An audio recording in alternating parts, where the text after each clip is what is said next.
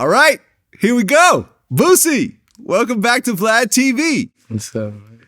After a very explosive last interview, a whole lot happened. Yeah.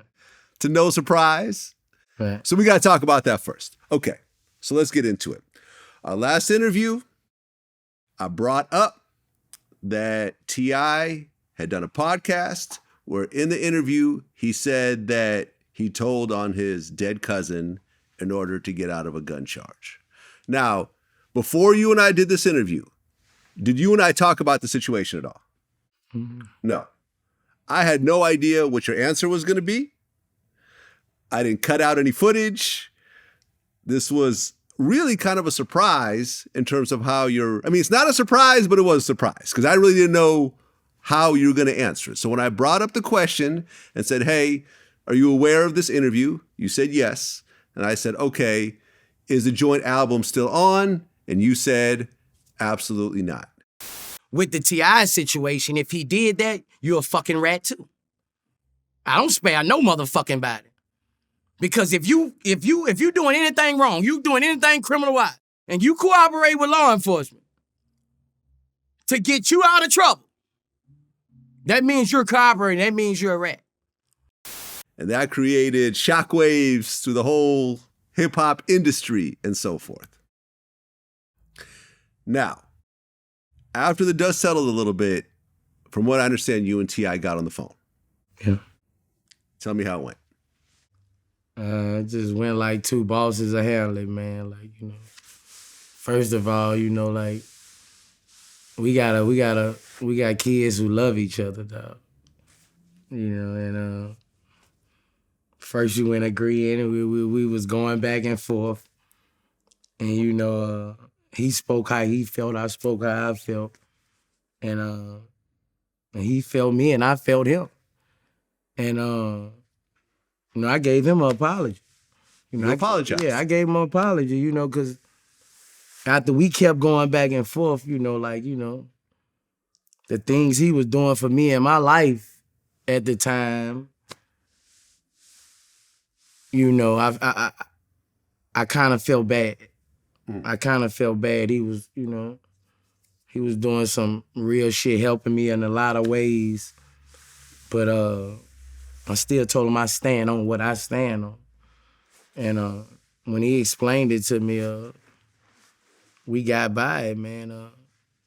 Tip was like I said, like you said, it was a form of embellishment, bro. Like, I'm just seeing what the world's gonna say. So, we got by, like bosses supposed to get by. We ain't let the internet, we ain't let none of that bring us out of character, Right, because after you said what you said, he then did an interview, and he said that the whole thing was not a real story. It was an embellishment based on a real event. Right. Which I didn't know. Which you didn't know. Me neither. And to be fair, that video of him saying, the whole telling on his dead cousin thing had been out for weeks, and he never addressed it publicly. He never said, oh, this is an embellishment. So, you and I didn't know this at all. Right. I don't want people to think that, they be thinking that, what I'm saying, it be you for a lot of shit, but you don't know my questions to no answer you ever ask me. People don't know that this is me. Yeah. This is the real way I feel about certain situations. And that's what people got it mixed up at. Any interview I would have asked me that. I mean, it was in my DM stacked up for a month or so. Was there a reason why until we had our interview, you and T.I. never spoke about this or discussed it in any way? I don't know, man. I was kind of waiting on him to say something about it. You know what I'm saying?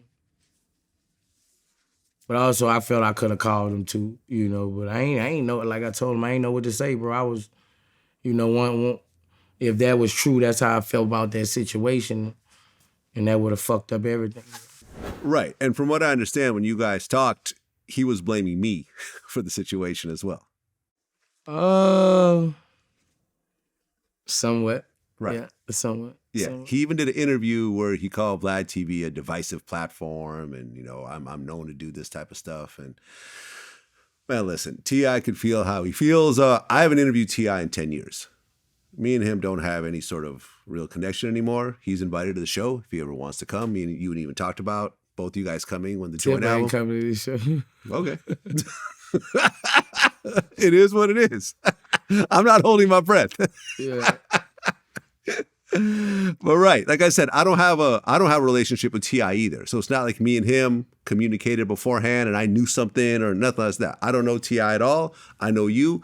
You and I talk here and there between interviews, but not really. We don't really hang out like that. It's really, we have our business relationship. So when I come in, a lot of times I won't even ask you things over text message because I want to save them until we actually get in front of the camera. So I brought it up totally unaware of how you're going to answer. You answered the way you felt, and it went out the way it went out. T.I. could feel how he feels. At the end of the day, if he doesn't like Vlad TV, he doesn't like Vlad TV. Life goes on. There's lots of other platforms for both of us. And, I disagree with the whole divisive platform thing because it's not like I don't even have the ability to put a battery in your back. That's not even something I could do. Right. You feel the way you feel. Right. And that's it. That's every interview. Like people been coming at me lately about Vlad and all this, but like I've never started a beef war on Vlad TV. I've never started a confrontation really on Vlad TV. Like I'm giving game. Mm-hmm. I'm asked about certain, and I speak how I feel about certain situations. Yeah.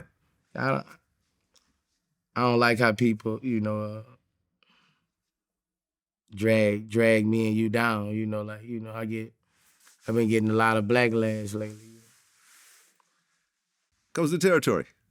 You know, it is what it is. I get blamed for all types of wild shit. Like everything that goes wrong, if I've ever interviewed the person at any point, no matter how long ago, they will somehow connect me to whatever dilemma they're in at that moment. Yeah, I just had a talk with somebody in the airport, man. A guy walked up to me and said, Boosie, please stop doing Vlad TV. Everybody go there, go to jail.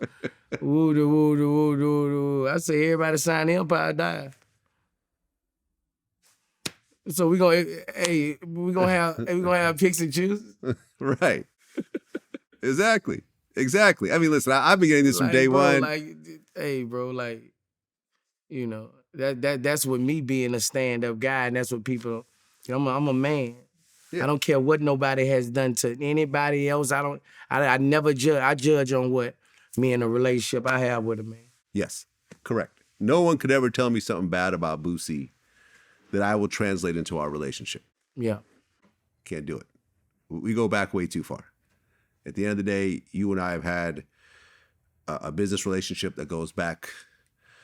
I mean, shit, you could talk about the old Atlantic days. So 20 years. About 20 years. Yeah, a solid 20 years.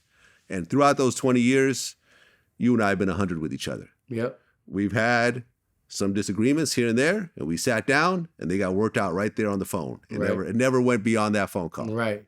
Every time. Yeah. For real. Every time.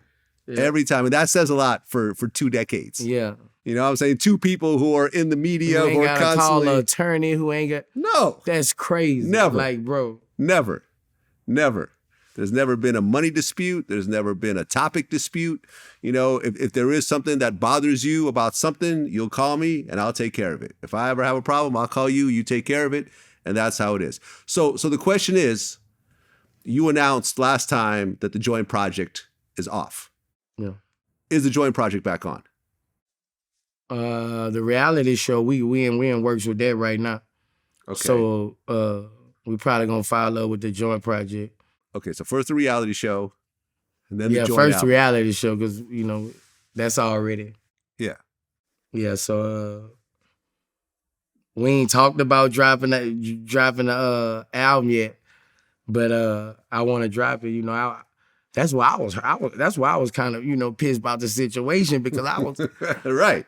this was big for me to drop an album with Tip. This was This was some big shit for me, so we gonna get to it, bro. We gonna get to it.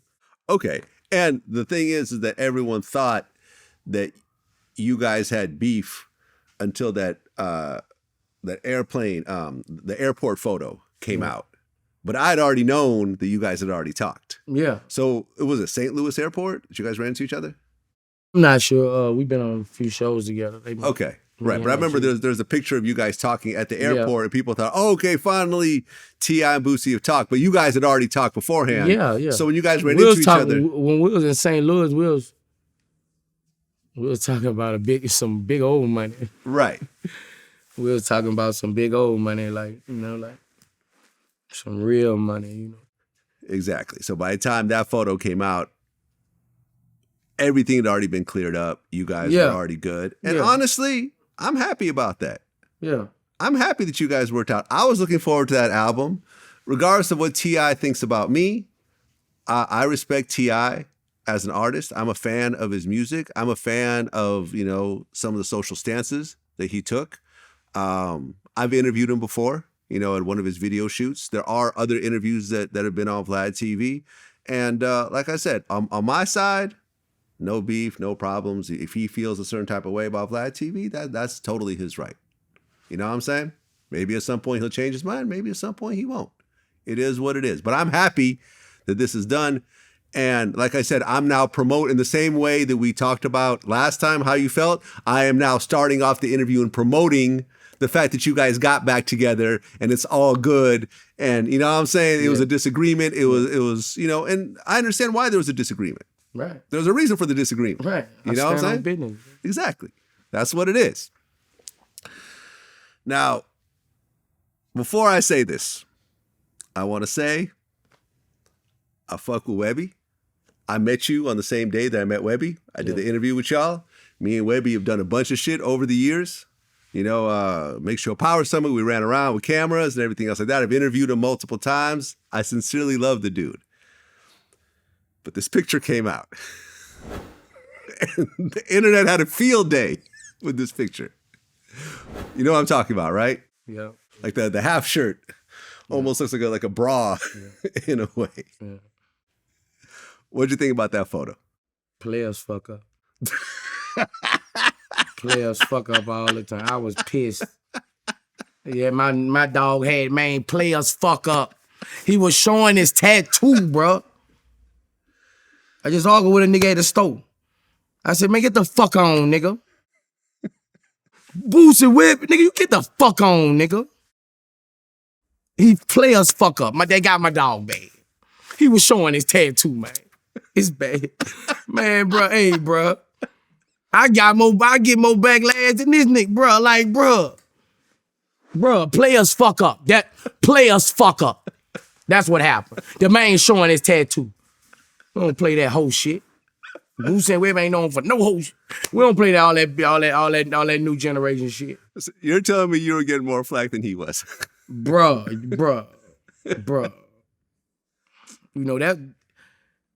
Shit like that. Anything with that, with somebody who they known as gangster, it comes back to me. It could be somebody else. They gonna be like, you ain't gonna say nothing about.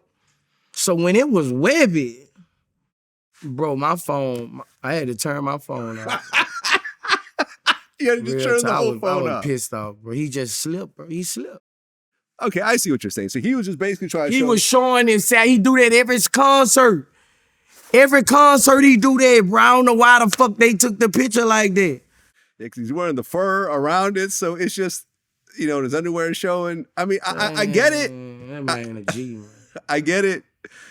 It was just a bad photo. Yeah, he was showing his tattoo, bro. He should have just taken off his whole shirt. It would have looked a little better. I'm just saying. Players fuck up. I thought about what I was gonna say. Players fuck up. This man fuck bad, bitch. Come on, bro. Like, no. Y'all ain't got us with that one. Fuck that. Did you guys have Nah, we silent. I ain't talked to him. Oh, you haven't talked to him since? I wouldn't call him about that because I know he a man. The fuck I'm gonna call my partner about it and I know he a fucking man. The fuck I'm gonna call him on some shit like that for? Social media don't run relationships when you're a solid nigga. I ain't calling him about that. I know what the fuck happened.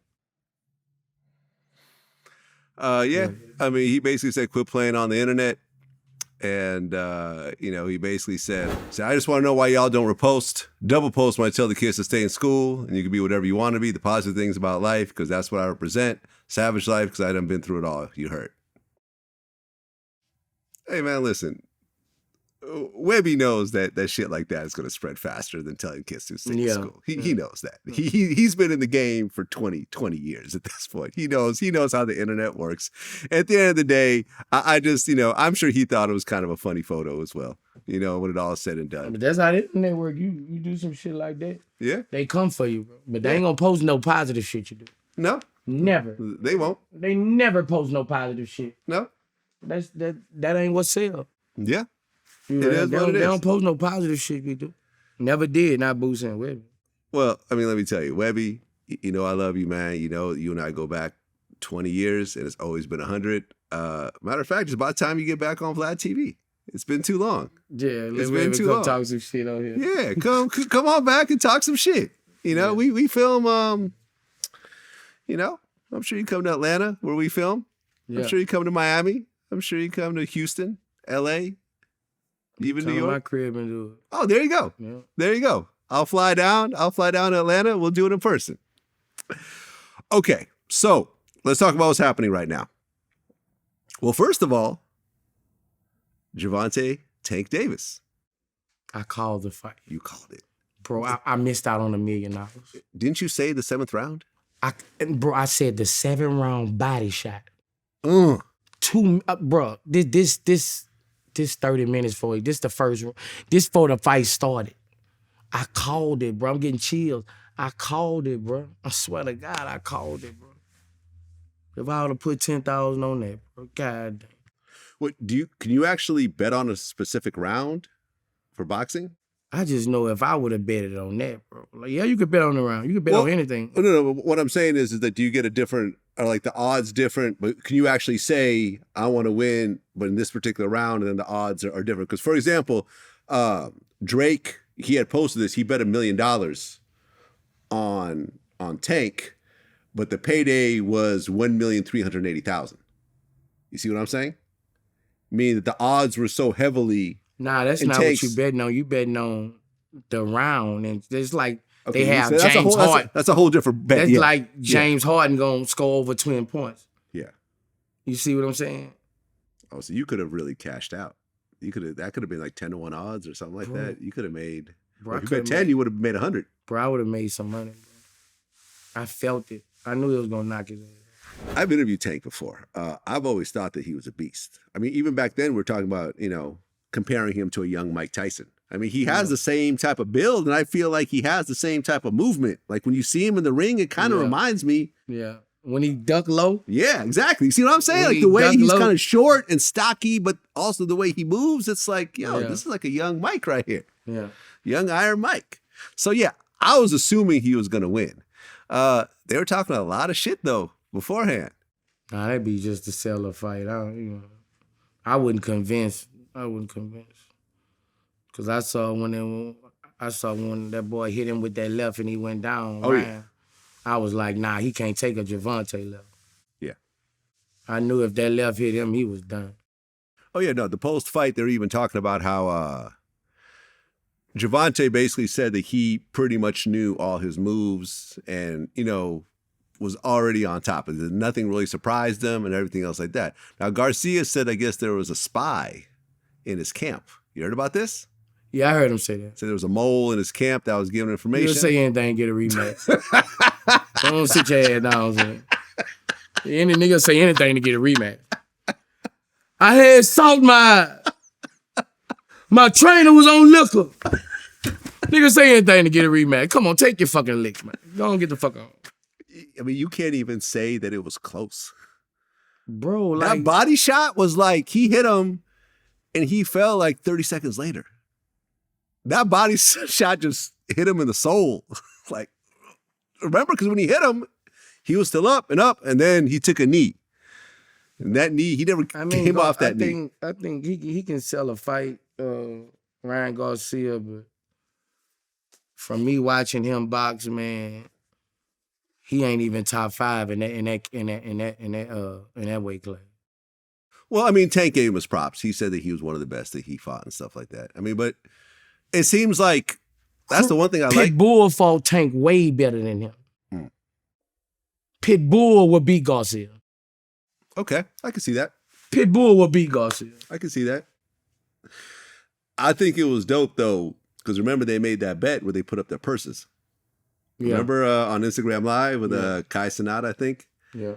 And they put up their purses, and then when they asked Tank, is he going to want his purse? He goes, no, he can keep that. Yeah. And he gave him props. You know what I mean? Tank could have just talked shit about him. He just beat the shit out of him. That shit probably was, I don't know. I don't know how that boxing shit go. I don't know if you can give your whole purse up. I don't know how they go. Well, I mean, it's a contract. I don't know. Listen. So that mean the managers, everybody got to give up their money? Everybody? In the whole. No, it's probably the purse that you get. I mean, listen, at the end of the day, it's a contract, right? I mean, listen, you could talk shit over Instagram Live, and that's not going to hold up in court. You know what I'm saying? Let's just say me and you just go. Right. If me and you make a $10,000 bet right now, and I just don't want to pay you. So that mean they didn't sign it then? No, they didn't sign anything. Oh, okay. No, they're just running their mouth on Instagram. Okay. Yeah, exactly. So it's like if it really. Because I didn't Tank from Baltimore, man. If they would have signed that Tank, man, we would take that purse. Yeah. How many people you could feed? Right. I wish he would have put that purse up. Maybe give him a walk. Man, boy, Tank would have took that damn purse. I know I'd have been in Tank here. I'd have been all in the DM. Don't leave that nigga. How much was the purse? Hold on. Let me see. I would have told Tank, I couldn't been in Tank home.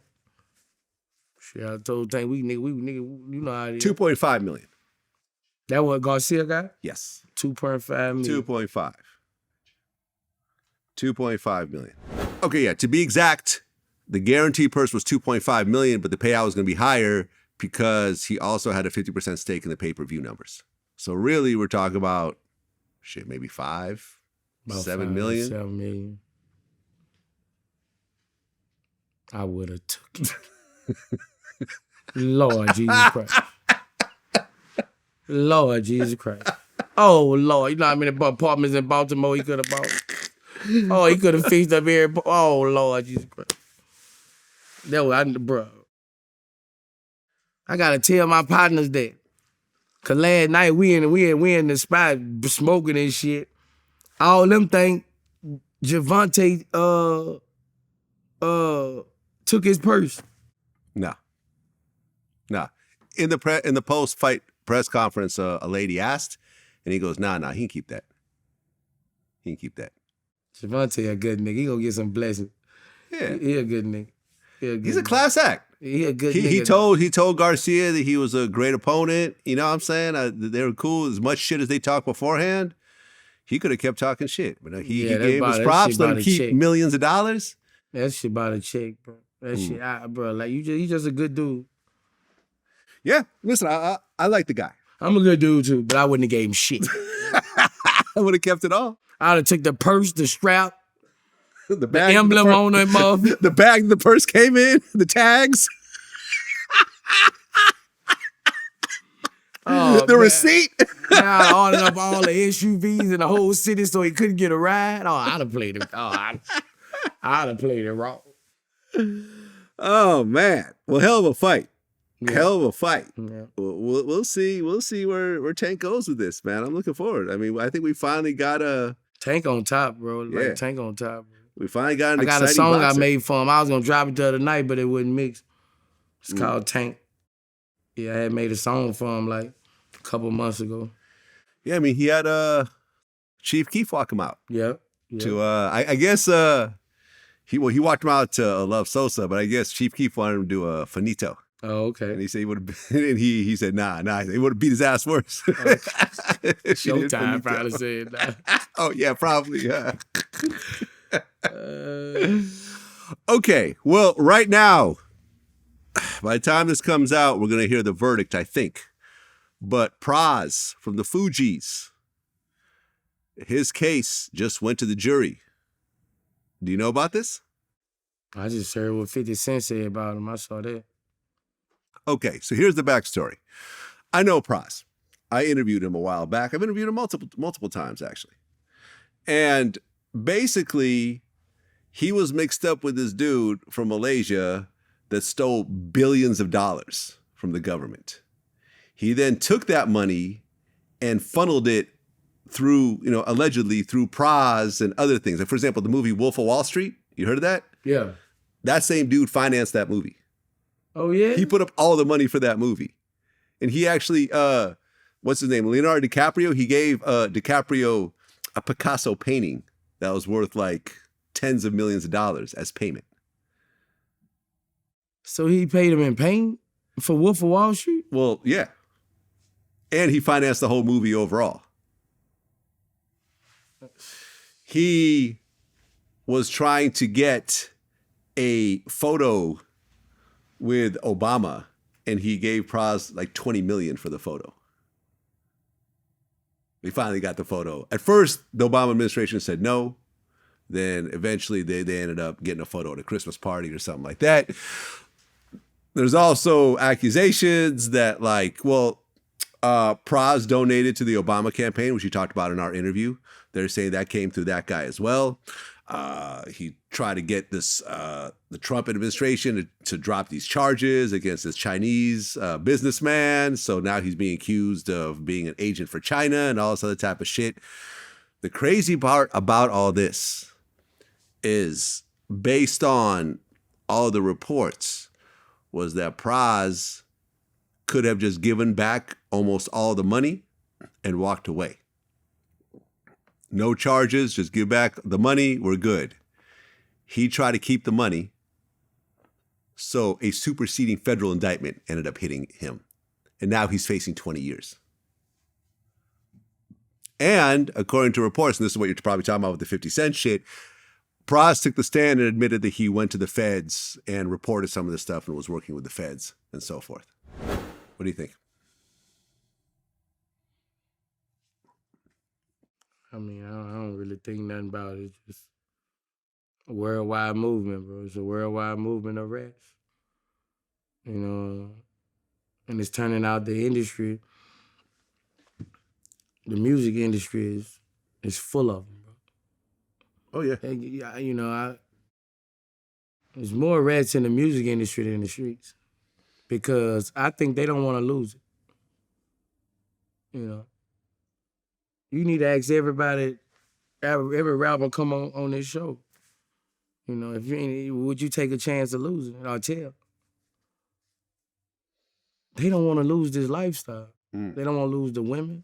They don't want to lose the Airbnb parties. They don't want to lose this shit. They don't want to lose this. That's how they develop into rats. Because they want all this shit, but they don't want to lose it. And they figure they can go get it back when they come home. And that's what,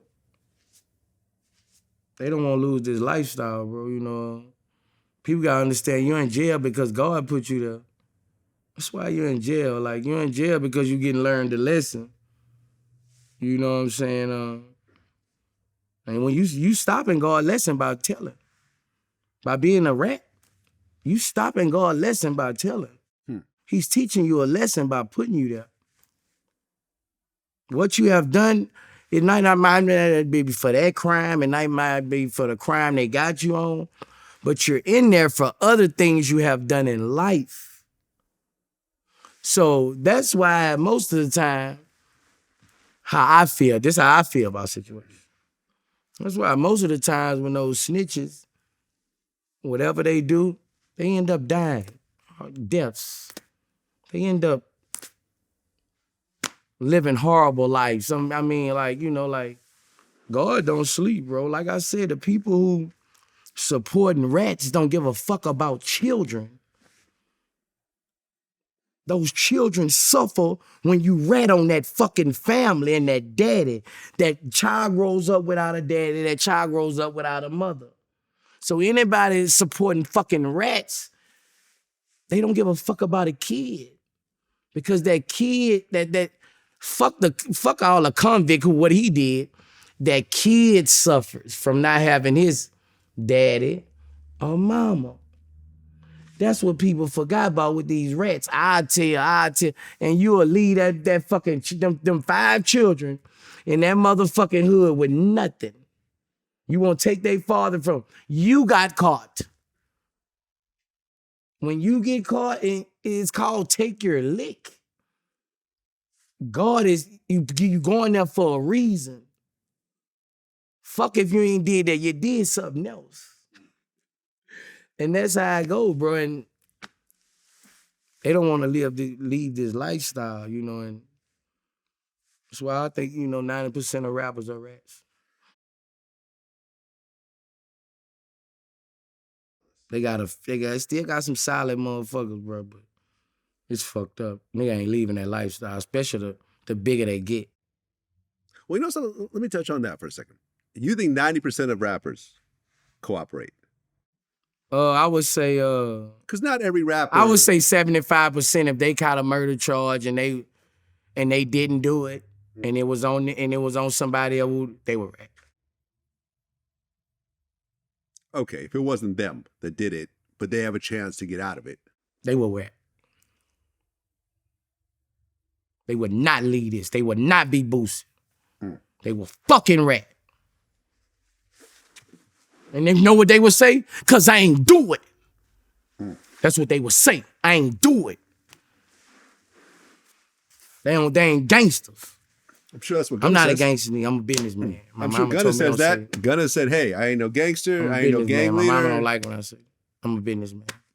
But I'm just saying as far as that's how I go, bro. Like, niggas,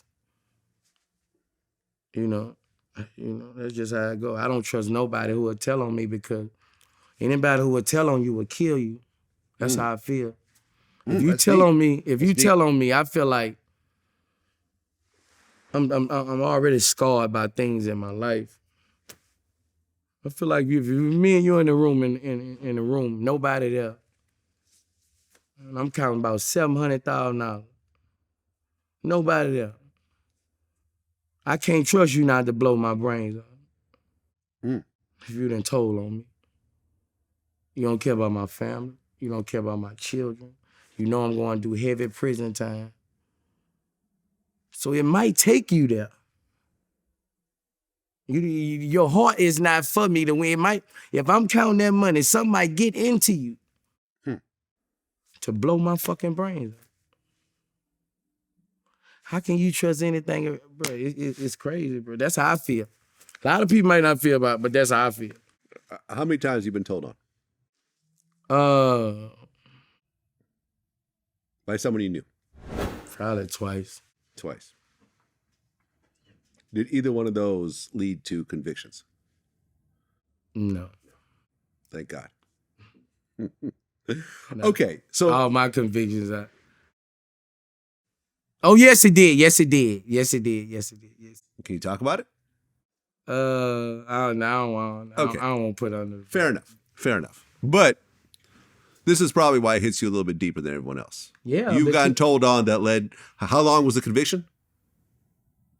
8 years. 8 years. Yeah. You did 8 years over a cooperator. Yeah. If you take, like I said, we're not going to mention the names or whatever else because you don't want to mention. That's cool. I respect it. If you take that cooperator out of that particular case, would you have walked away? I would have walked away. Okay, so 8 years of your life. You're how old right now? 40.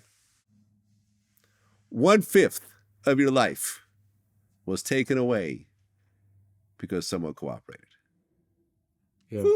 My cousin was taken away. Life at 15 years old because someone cooperated. My uncle was taken away in the 80s. This shit is detrimental to us, Vlad.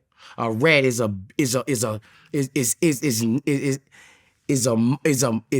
nothing in my family. We didn't did time for this, bro. We didn't suffer. I know how them kids suffer.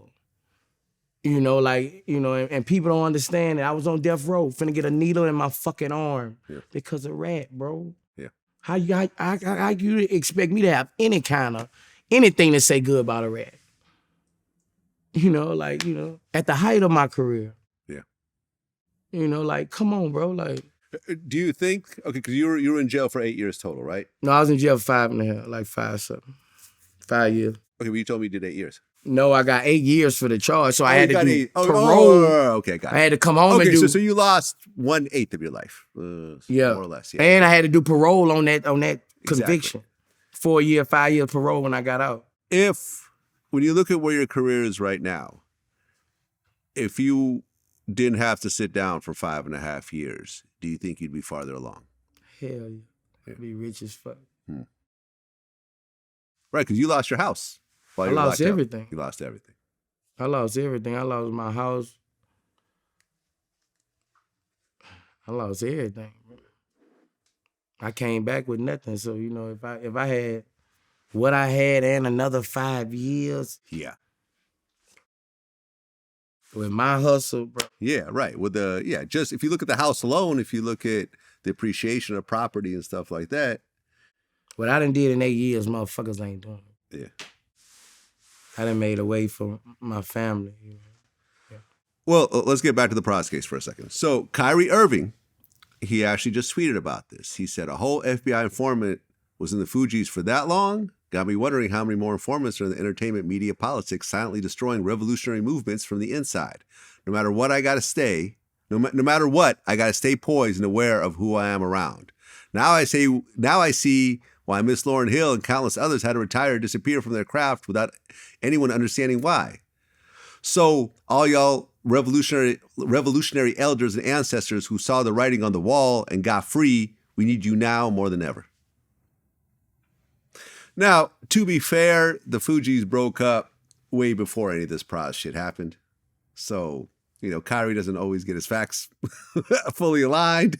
You know what I'm saying? He lost me right now. What's that? He kind of lost me right now. Yeah. So, like I said, the Fugees have been broken up probably for like 15 years by the time all this happens. So he's saying like he's inferring that Pros had been an informant this whole time while he was with the Fugees, and that's why the Fugees broke up and why Lauryn Hill's been quiet and everything else like that. Oh, okay. I don't know about that. I don't know about that. You know, Lauren's been doing fine. Really, Lauren's been, you know, that's really on her. You know, she decided to stop dropping albums because she dropped what I consider the best female rapper album of all time, period. I can't put another female rapper project on the same level of Miseducation of Lauryn Hill. Not Lil' Kim, not Foxy Brown, none of, you know, Nicki Minaj's albums, nothing. I mean, I feel like Lauryn stepped it up to a different level. Wyclef had a hell of a career. Huge songs with Shakira, World Cup, and everything else like that. Ultimately, Fugees did fine. Listen, I know Pros, you know, but at the end of the day, it seemed like, you know, the other two members in the group were leveling up and making all this money and everything else like that. I mean, he had Ghetto Superstar. Remember that song? Yeah. With Maya and ODB. Yeah. But other than that, that was really the end of his music career. And, you know, once you get used to a certain type of lifestyle, sometimes you try to find ways to maintain that lifestyle. And he was making more money than anybody. He was making way more he had money. like $100 million. Yeah, he was making more I don't think Wyclef got $100 million in cash. Yeah, he was. Lauryn ain't got $100 million in cash. Yeah, he was making way more than that. Yeah. Well, we'll see what happens, man. Like I said, I know the dude, and you know, it just shows. Man, listen, if you got a bunch of money that you know is not yours, you know that the dude you got it from was fraudulent, give all that shit back and keep your freedom. I would give back. If right now someone said, listen, give up your house. That's the problem. Everything in your bank account. It don't be that. All your watches. It don't be there no more. When you hit licks, bro, you go crazy. You call that a lick. Yeah. Nigga, they blow licks when they hit licks. He hit a lick. No, I think he still had a bunch of the money though. That's the whole thing. That was He ain't got no honey. He ain't got no bro. That's what I'm saying. But man, I don't care. I would give up. I would literally give up every penny to my name to keep my freedom and just start over. There is no amount of money that even my 401k and everything, take it all. Let me stay out of prison and let me rework it, because he's now facing 20 years. And this is always like I always talk to people about this, how like you could beat a state case and the feds will come in and give you a superseding indictment and fuck your whole shit up. Yeah. And unlike the state, the feds got all the money they need. Right. A Fed case, when you look at that paperwork and it has your name versus the United States of America, the United States, the whole country is against you right now. That's a whole scarier situation than having a state case. And that's a lot of times, this is what happens. Sometimes you'll beat a state case and the feds will come in and give you a whole new charge. And that's always the fear. But, listen, we'll see what happens. And, hopefully it'll work out. Like I said, I know the guy. I got no issues with him, but this shit is ugly. Didn't your son Tootie get arrested at South by Southwest? Yeah. Is that worked out or is it still pending? Now he had a misdemeanor, illegal carrying, some shit. Okay. He had a gun, but it wasn't in his name. Okay. So it was like a misdemeanor. Not no hot gun or nothing. Okay, so he has a gun in Georgia.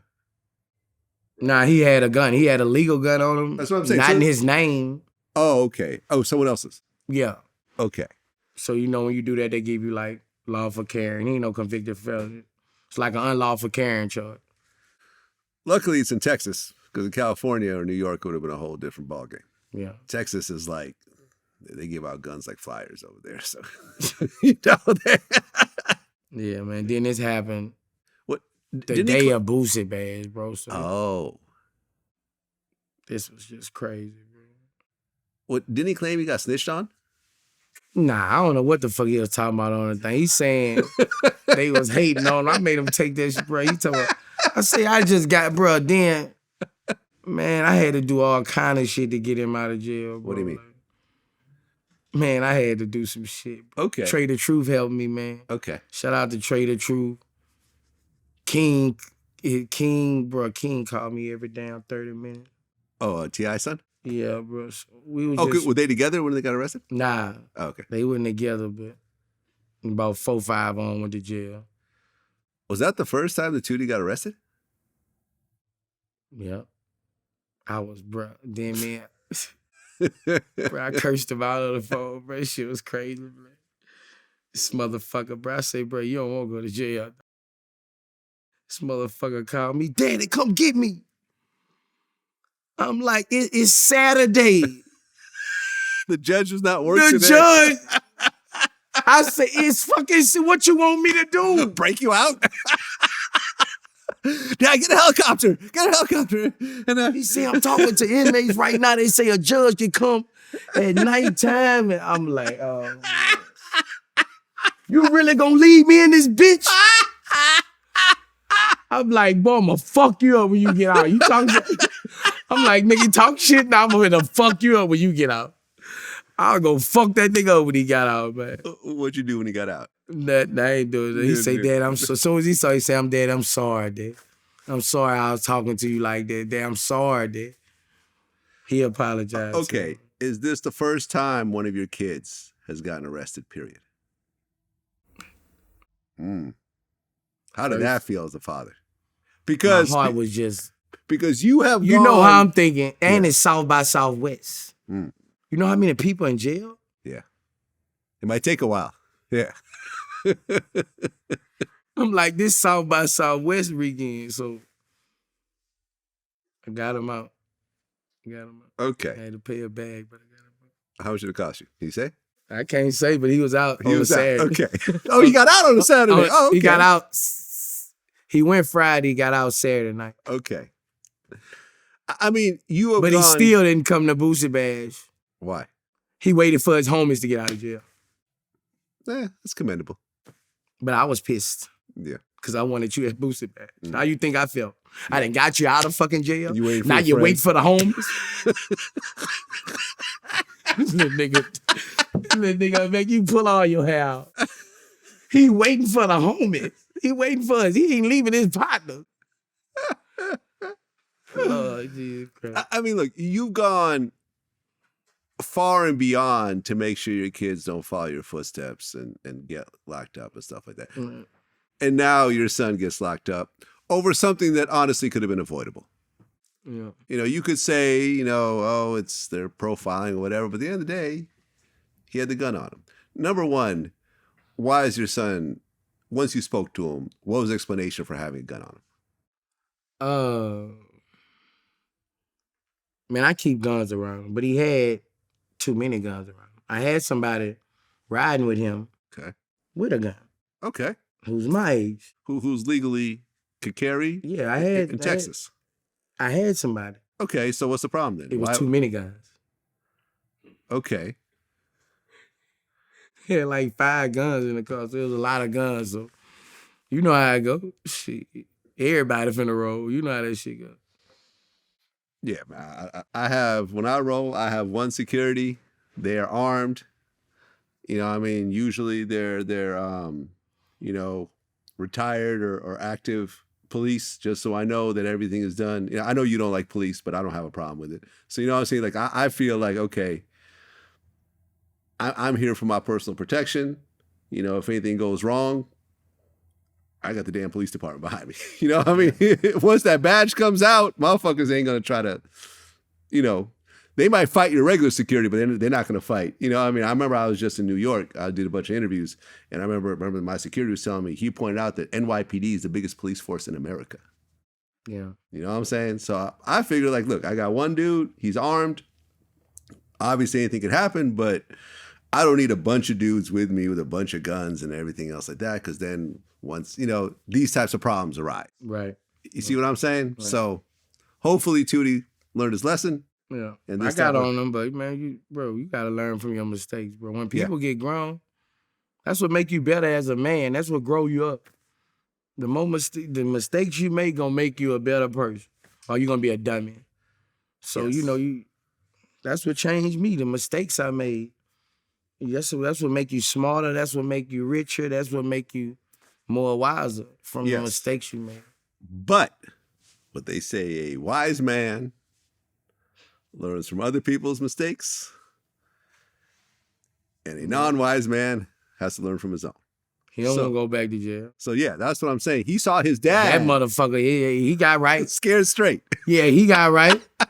He say, Dad, I don't see how you did no 5 years in that. I know, right? The first time I got locked up, I was like, this is damn, horrible. They say, Dad, they trying to tell you to do everything. Right. You can't go to the bathroom because he's probably in the precinct.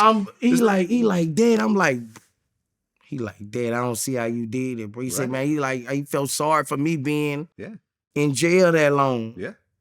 Mm-hmm. Like, he ain't never look at it like that, like, one day, 2 days, just think, bro. Over 1,600 of them motherfuckers. Yep. Well, the Taxstone trial just ended. Taxstone, who is a friend of mine, he got convicted of manslaughter, assault in the first degree, 2 counts, assault in the second degree, and 2 counts of criminal possession of a weapon. He is facing up to 25 years right now.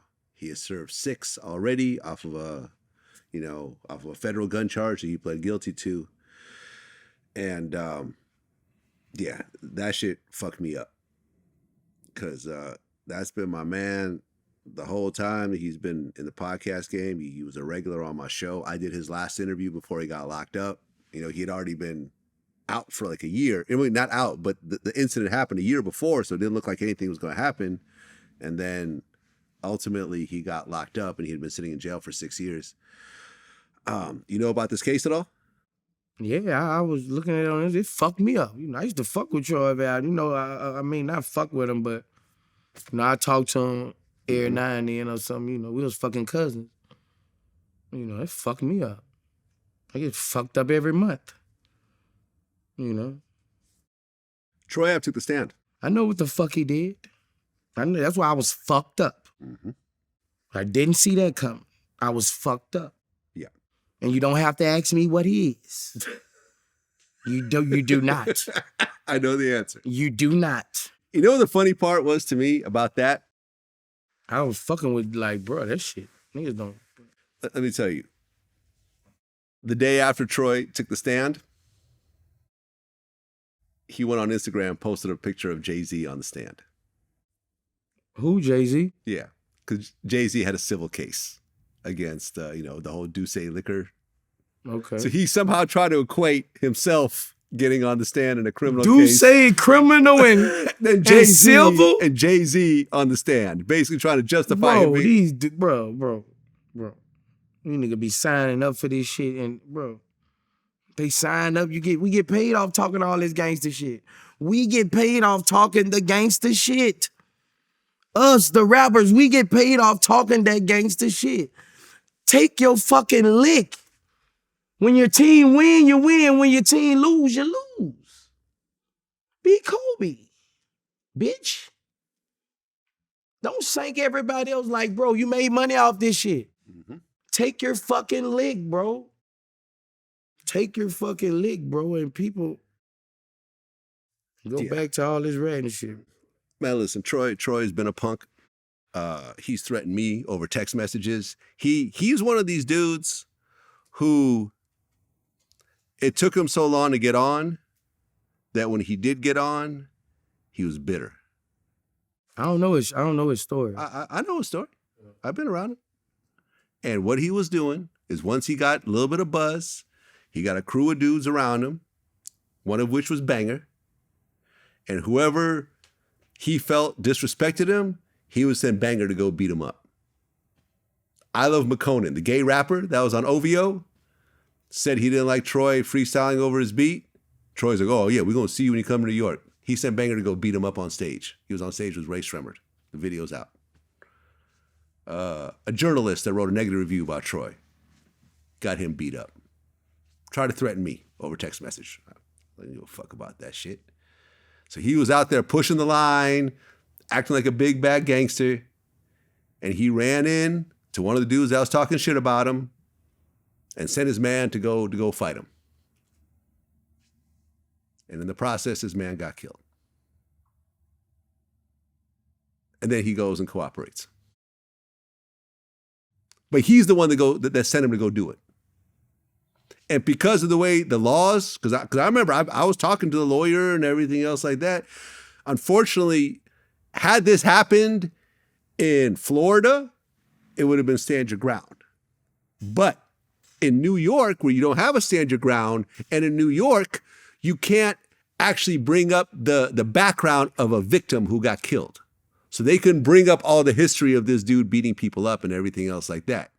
Oh, so it just looked like, you know what I mean? Okay. You see what I'm saying? Like it's just an innocent. Like an innocent dude got killed. Yeah. Not knowing this dude was beating people up. And look, and listen, and I don't know what happened, you know what I'm saying? But had it happened this way, I'm sure from Taxstone's point of view, it was like, yo, this dude's out here beating people up and assaulting people, stuff like that. I'm scared for my life. And I'm going to protect myself. But unfortunately, that can't be brought up in court.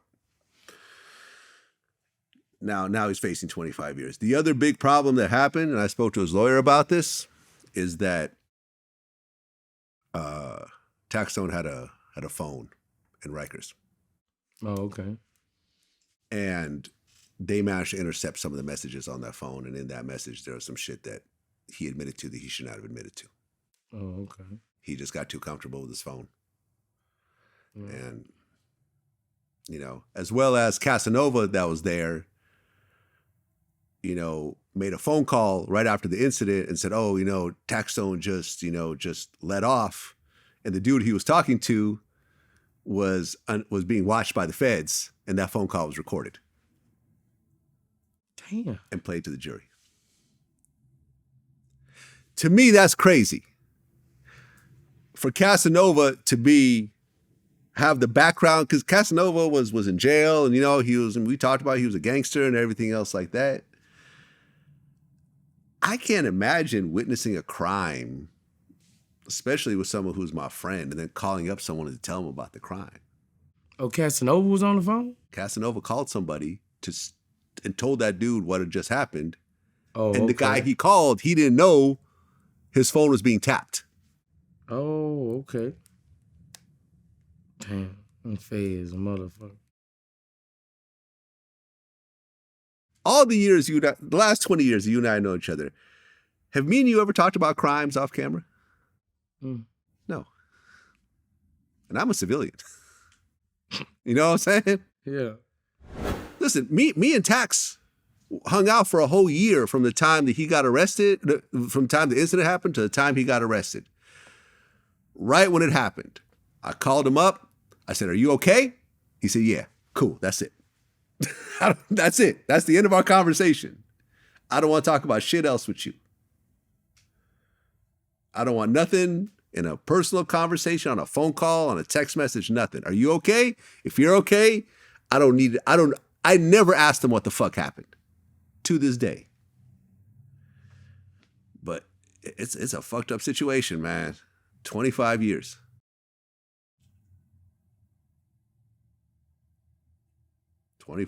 Man. Think about how big Taxon would be right now. He'd be up there with Gillian Wallow and them. Yep. He was doing his thing. Yeah. He was pushing the line. And, you know what I'm saying? He wasn't scared. And let me tell you, Taxon was doing his thing to such a degree that he had talked a bunch of shit about Meek Mill. And Meek Mill ended up doing an interview with him afterwards. In his Phantom. The video's up on our YouTube channel now. That's how much people respected him. It's like, yeah, I understand that you trashed out, but I respect you so much that I'm still gonna still fuck with you. Free Taxstone, man. The sentencing got pushed back to May something. It was supposed to already happen. Hopefully he'll get a lot less than 25. XXXTentacion. The 3 guys that killed him have been found guilty of murder. Life sentence for each and every one of them. The 4th guy who cooperated, the one with the little I heard he's facing about 5 years. Are you surprised at the guilty verdict and life sentence? You getting life, you kill a rapper. Not getting no years. Yeah, pretty much, yeah. You getting letters, you kill a rapper. You ain't getting no years. Most of the time, especially you this color, you getting years. You getting life. You getting letters. That's just how it is. I mean, listen, you got to hand it to the lawyers of the defendants. They try to drag Drake into the case. Bro, that shit had me dying laughing, bro. Now, Hey, listen, I interviewed 600 Breezy. He was mentioned in the damn case because I guess because he's cool with Drake, and they try to say, so he kind of dissed X at one point. So they try to say he was put out a hit on him. My name is in there too. Wait, your name is in this thing? I swear to God. My government name, Antonio Valentino King, 600 Breezy. They brung up, people were sending it to me.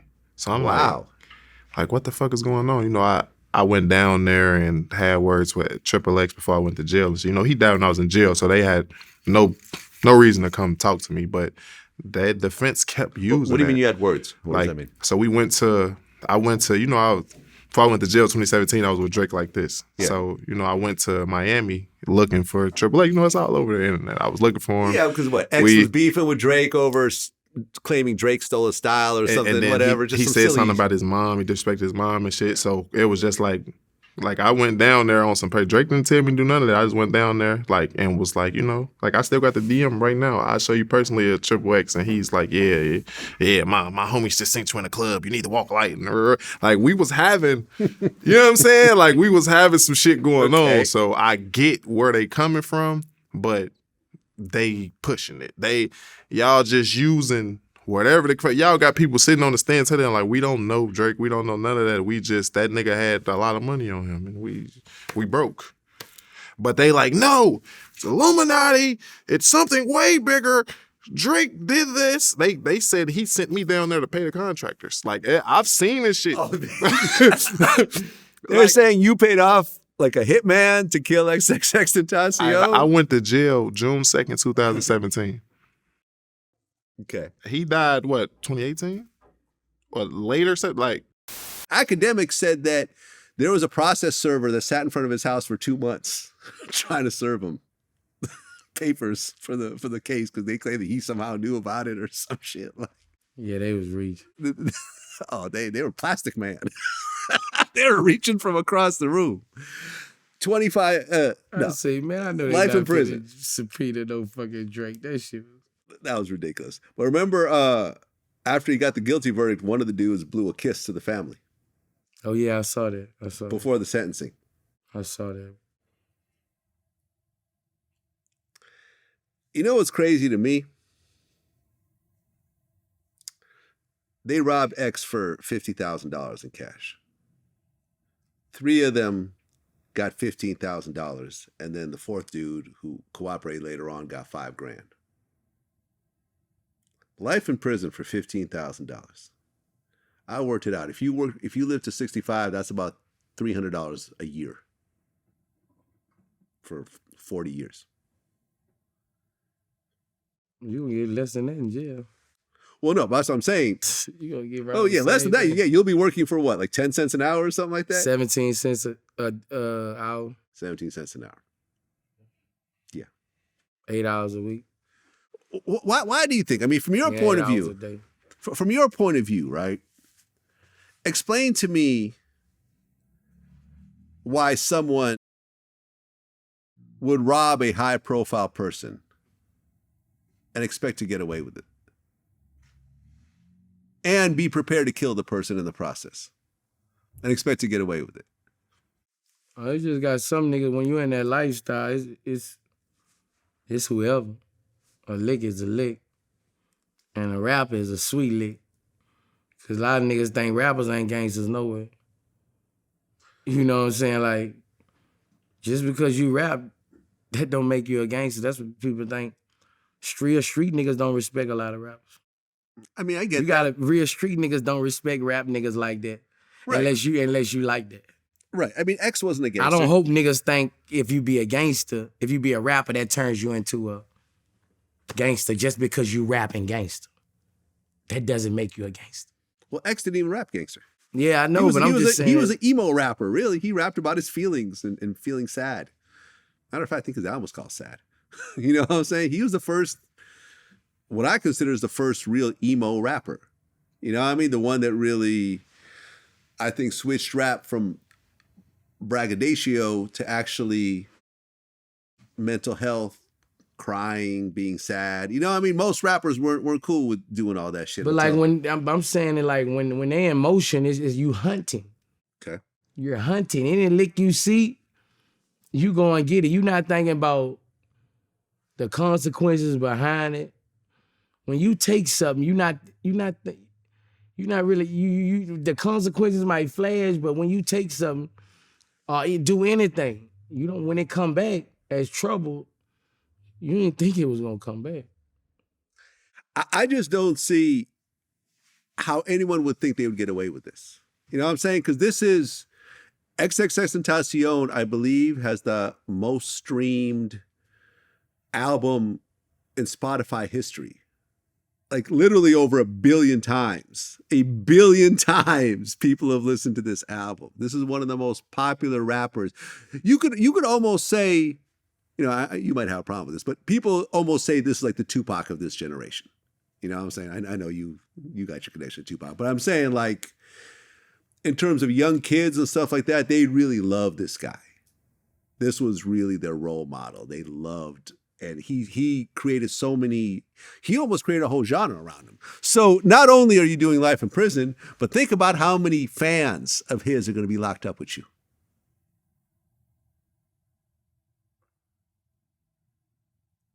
Think about a dude that grew up listening to XXXTentacion. Now his killer is right here eating lunch next to you. Depends on what kind of fans he have. Mm-hmm. Sometimes you don't have, some people have citizen fans and some people have gangster fans. True. Always remember that. Yeah. Some niggas go to jail and live who done something and live pretty straight. If you ain't no that's true. If you ain't no child molester or something like that. Yeah, that's true. That's true. He don't have Nipsey fans. Well, let's talk about the Nipsey fans. See what I'm saying? For a second. Because since our last interview, Eric Holder, who has been convicted of killing Nipsey Hussle, got, was it 60 to life? Hold on, let me double check this here. 60 years to life. You were actually upset about this. Yeah. You said 60 years for killing Nip and he got parole in 20. I hope some Crips stab him to death in prison and make Nipsey smile. I really do. I mean, if you have 60 to life, can you get paroled in 20? Yeah, you get parole. All kind of shit, man. You get parole. Huh. You probably get parole for anything, bro. Laws change, all kind of shit. Oh, that's true. No, you're right. You get in that motherfucking warden office. He get under that fucking warden cutting hair. Yeah, well, okay, but, Boy, but shit changed. Man, people can go write shit and have you out of that motherfucker, bro. It's just a big case. So, but I was really upset about that. Like, how the fuck? I know people in Louisiana stole damn near candy bars and got life. right. How the fuck he don't get life? That's how I know the system is just different everywhere. Well, look, listen, I've interviewed a lot of people. Like, for example, I just interviewed Louisiana, he would have. What do you think would have happened in Louisiana? Man, I think he would have got an L for sure. What do you think he would have gotten death penalty?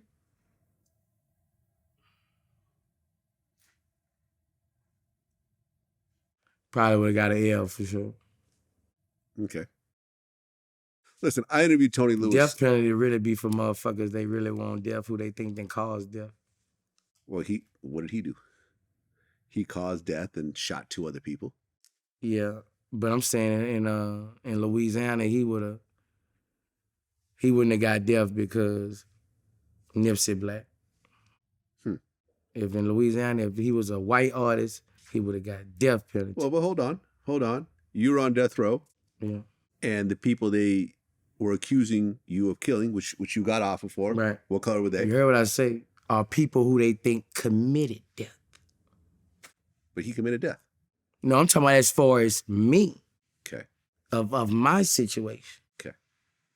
That's why it's a difference because, when people, Louisiana this plays a big part. Well, listen, I've interviewed a lot of people who got off. For example, Tony Lewis Sr., I just did an interview with him. He was one of the... I was just watching that interview. Okay, what'd you think? I saw it on, I ain't really getting to it yet. I saw it. Yeah, I read it on this, say we was locked up when Ray Fedman read it on him. Exactly. That's the one I just got on. You know about Ray Fedman, right? Yeah. Yeah, he told on like 20 people. Yeah. Right? And that was like, not exactly his partner, but the 2 of them were basically He was one of them together. dudes walking out the helicopter? I don't think so. I don't When they let him out the helicopter, when it was 4 on walking out the helicopter? I'm not sure. I don't think so. But he basically, him and Rayful were the big drug kingpins of DC. And He went when Rayful went? Yeah, same time. Well, that was him in the helicopter. Possibly then. Yeah, I'm not sure exactly about the scene you're talking about. Yeah. But he did 34 years. And he got out because, like you said, the law has changed. But laws change usually with nonviolent drug cases. And you know what I'm saying? Like, in terms of like RICO laws sometimes get adjusted, and you know what I'm saying, is drugs, no one died, whatever else, and yeah, well, we're going to change that. There was the whole unfair crack versus cocaine sentencing, like was it like 100-1 or some really unfair racist type shit. But I've never heard of laws changing in regards to murders. A murder is a murder.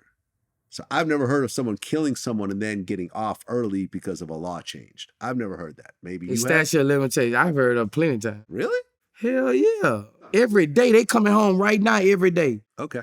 They coming home right now every day, bro. Like, that shit, bro, they got so many juvenile lives. All them people who done kill people as juveniles, all them laws changing and them dudes coming home. Well, yeah. That's why we got to vote. Well, one of the guys who killed Pop Smoke got 4 years. Yeah. Because he was a juvenile. Yeah. And he'll be home in about 4 months because he already was doing time for it. Oh, that's true. So he probably released right now. That's going to be an interesting Get credit story. for time served. See that right there. The day he went in there, he started doing time. You get credit. Yeah. Right. He just So how long Pop Smoke been Let me dead? see. Pop Smoke. Let me see. I'll tell you right now. They caught them dudes right off, so 2020. 3 years. 2020. He'll be home this year. February 2020. So he's been there over 3 years. So he'll be home this year. He'll be home this year. Huh. And if he was 17 at the time, About finna be 22. about 20, 21, yeah, 21. something like that. Yeah. See, that's going to be a very interesting situation because now you got this dude who caught a high-profile body as a teen, and yeah, some people are going to dislike him, of course, but it's not like Nipsey in L.A. Like Pop Smoke. Right. In It's LA. like East Coast, West Coast. Yeah, it's like So that's, you killed a New York rapper. Yeah, that dude. In That LA. dude who killed Pop Smoke is gonna be a rapper when he come on. And niggas gonna get behind him. Watch what I tell you. Remember I told you. And he's going to come out and he's going to be seen. Because you know what's interesting, right? We just did an interview. They gonna be in his head. Nigga, bro, you finna be free. You might well make some money out. No, listen. I'm about to co-sign what you're talking about. We just did a segment. It was like I think a 5-part series. It was these Compton. It was like a set of Compton cops that basically went around. I saw that. I ain't saw checking that, out right? yet. And what they said, I was just watching this the other day, is that when Baby Lane got killed, he was a legend in Compton for killing Tupac. Yeah. A legend. Yeah. He was considered the biggest gangster in Compton. Hell yeah. We all look at this like, oh no, we love Tupac and this guy's this or that. But in Compton in the Southside Crips, that motherfucker was like an overlord. Yeah, hell yeah. You know? That's how I go. Man, you kill a rapper, you go big. Yeah. So now this kid is gonna get out. Oh, that's the dude that killed Pop Smoke. Oh, he out? Oh yeah, that's him right there. Yeah. It's gonna be interesting to see whether he says, man, LA gonna up. fuck with him, man. Certain people. Yeah. Bro, LA gonna fuck with dude, bro. If he a member, like if he I don't know. They I don't go know if he against has a that gang shit for no affiliation. rapper. Yeah. I just told you street niggas don't even look at rappers and like them niggas like that. Niggas ain't going against the grain of that nigga banging just cause he was Pop Smoke and what he did. Nigga was chasing a bag. That's how they feel when you in the streets. Yeah. And when you in the streets, that nigga was chasing a bag. Now if he got down or not, I don't know how that shit went down or how he gonna come home. But I know if he stayed whatever, just cause what he did to Pop Smoke by that being East and West Coast, yeah, niggas from the land ain't gonna turn their back on him. I would turn my back on my nigga. Yeah. Yeah. And it's gonna I don't give a fuck what he did. It's gonna be interesting That's to see my what nigga. happens. Like I could almost see him coming out and being even crazier and being even more dangerous. And now he's got a rep, Might get a little tattoo tear on his eye, you know what I'm saying? And yeah, it's going to be interesting. It's going to be interesting to see what happens. Well, here's something that you've actually commented on. Tekashi. Yeah. LA Fitness in Florida. 3 Latin kings. One of them is a father and son. I actually know someone that knows them. Oh yeah? Yeah, they actually hit me up. One of the dudes actually reached out and wanted to do an interview. And I'm like, don't you still have an open case? And then the guy that was trying to set it up, he came back and said, yeah, it's still an open case. I'm like, I'm not doing that interview. Okay. Y'all bugging. You know what I'm saying? Well, if they plead to something, whatever, it's not like that they ended up killing the dude. They just beat him up. Yeah. It'll probably be a slap on the wrist, I'm thinking. But I said, once that case is open, if he wants to come do an interview, I'll sit down with him. When you saw that video, what'd you think? I was laughing my ass off, bro. I was laughing my ass off because it was overdue for him, bro. And I like how he took it. He knew it. Like 6ix9ine took it like a G. Like, man, bro. He know he did way too much. That shit was coming back, And I ain't even press driving him. I was gonna fuck with it. I was like, hey, I like how he took that shit, dog. Bro, you gotta expect that, bro. Like, when people do that shit, we gotta go back to the old ways. Cookie Money said in the interview, we gotta start, it ain't no rewards for the real no more, bro. If I ever see them guys, I'm gonna give them $1,000. If I ever see any one of them, I'm the guy who did it. Well, yeah. I mean, we gotta start people who coming home from jail, we gotta start setting up shit for them. We gotta start rewarding the fucking real, bro. They had a It's no rewards. They had a GoFundMe page. So like I said, I know somebody that knows them, right? You got somebody that know 'em? Yes. I'm finna leave the money right now with you. You gonna give it to me? Yeah, you get it to him. Okay. I got you. We gotta start rewarding the real. All And right. 6ix9ine, this ain't got nothing to do with you, bro. It gotta do with rewarding the real for doing real shit. Okay. It has nothing to do with you, 6ix9ine.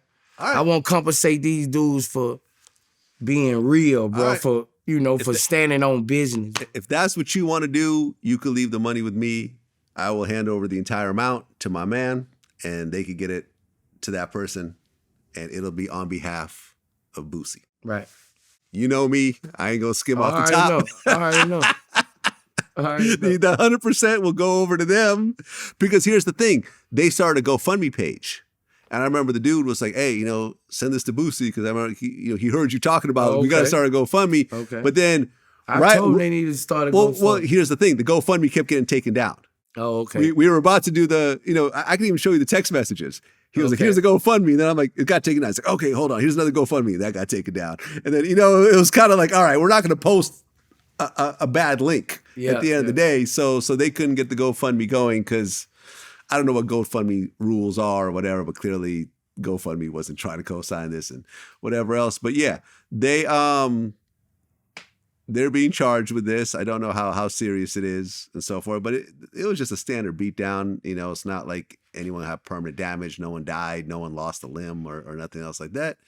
So if you want to go and give these guys some money, I am. I will hand it over. They on need your more behalf. people like those guys around the world. These people ratting and hurting families, breaking families up, killing baby mama dreams, killing kids' dreams, taking fathers and mothers away from their children. It got to be some kind of consequence, And like I said, I like how 6ix9ine took it, bro. I ain't lying. He took bro. it. I like how it's all, bro. Hey. Well, he even posted a picture of himself. Yeah, first. like, bro. He got ahead of it. He posted his face all bro. fucked up. Yeah. Okay, well, there you go. There's going to be a contribution to these guys Yeah. via Boosie. Yeah. I'm not sure which one in particular, but the guy I know, I will hand it over to him and take care of it. I got you. You heard about Designer? Yeah, I heard about Designer. I heard about this shit this morning. I interviewed Designer. He sat in that same seat you're sitting on. Oh, yeah? Yeah, hopefully we clean the seat after. But So he admitted he did it? yes, he's now being charged with it. So apparently, Designer started to masturbate on a Delta flight. Just masturbate right there in front of everybody. So he just went dumb. Yes. Did he go head up with the bitch? What bitch? The flight attendant. I don't know. Oh, he just jacked off? Yes. Oh, he fucked up. He need to go to that fucking hospital. Yeah, He need to take his ass to that fuck. I fuck with Designer. He need to take his ass to that hospital. He's saying, My dick get hard on the plane. It was a long plane ride. My dick get hard on the plane too. Go jack off in the bathroom. I done did it before. Go jack off in the You bathroom. jacked off in the bathroom before? Yeah. Okay. Fucking right, I did. I've never jacked off in the bathroom. And you never jack off in the plane? I've I never did. jacked off in the plane. I did. I was while looking at the magazine. No, I was watching Twitter one day. That bitch was, man, I was on Twitter. I went and hit my shit in the bathroom before. Fucking right. I done fucked in the airport. We're not going to mention. Oh, wait. The bathroom on a plane? On the plane. On the plane. Yeah, I done jacked off on the plane before. You just needed to get that nut off so bad. You could That not bitch wait got for the hard. It brought a 5-hour flight. I killed that motherfucker right in the motherfucking plane. We're not going to mention the airline because I don't want you to get banned from that particular airline. So we'll just say it wasn't Spirit, though. I'm sure there's been a lot of jacking off of Spirit, but you don't fly Spirit, so I know it wasn't Spirit. Probably it was American. I was an American, I remember. All right. Well, if you want to say it, that's on you. If you have problems with American Airlines, don't blame Vlad TV for it. I'm put off there anyway. Whatever. Okay, got it. Okay, so anyways, he was jacking off right there in the seat, though, from what I understand. Oh, he's like sick. right there in front of Oh, everybody. He's sick. He needs help. He needs help. He needs help. He needs help. He claims you had taken some medication earlier or something. That's always No, bro, the flight be long. Your dick get hard, bro. Telling you, bro. You been up all night. We been up all night. We got liquor in our system. You dunking off. 2 hours. The bitch wake up. Your dick hard. Okay. Your dick hard. The bitch to the end. Especially if you ain't fucked that night. Yeah, man, listen. It's down this exclusion. Listen. You ain't fucked that night. Your dick hard, man. We had long flights. Our dick hard. But you don't jack you go in the fucking bathroom. Or you just wait until you land. How's that? Sometimes she. No, ain't no sometimes. You can hold it. Come on now. We're not animals, man. Come on. I mean, they probably got women who didn't play with themselves on the airplane before. Okay. Listen, there's people who fuck on airplanes. They get arrested when it lands. I'm just saying, there's a time and place for this shit. Right. And listen, I like Designer. He sat right here where you're sitting right now. We had a great interview. He's a nice guy. You know what I'm saying? He's had some problems though over the years. He's had some problems. If you hit that motherfucker like that with 36 eyes, 36 eyes, you have a problem. You wanted to present yourself. Yeah. That was a problem. Well, I mean, Antonio Brown kind of did the same thing, right? Remember him? But I'm in Dubai? telling you, I've been around designers. You call them 21 bandits. He's a 21 bandit. What does that mean? He's a jack-off artist. What is that? He likes to catch eye. That's why I asked him, what's the bitch head up with him? Oh. You ain't never been to the pen, man. No, I have not. When a bitch head up with you and you jack off, it's an addiction. The bitch look at you and let you jack off. Look your head up. Yes, I used to do it, bro. Okay, but you were in prison. There's a difference. You were not on a plane. But I'm telling you, that's why he has he was probably in first class. That's probably why he has a problem. Okay. I don't think he's ever been to prison. He has a mental. It's mental. Yeah, matter of fact, I'm pretty sure he likes to jack off and get eye contact. Okay. I'm sure he can find a nice lady when he lands to do that. If he needs to go somewhere, he needs to go get help. Yes. They send them straight to lockdown for about 2 years. He don't never come off lockdown. He don't never come off lockdown. Yo, this is horrible. His ass gonna be. Well, listen, this was honestly like I just, I mean, listen, it was funny on one hand, but it was also sad. Because like I said, I sat down with the dude and you gotta interview him. Ask him, did he stand up? I bet you he stood up. That's the addiction the 21 bandits got. They gotta look at you. That's how they got it. Bro, I'm telling you, y'all better start listening to me.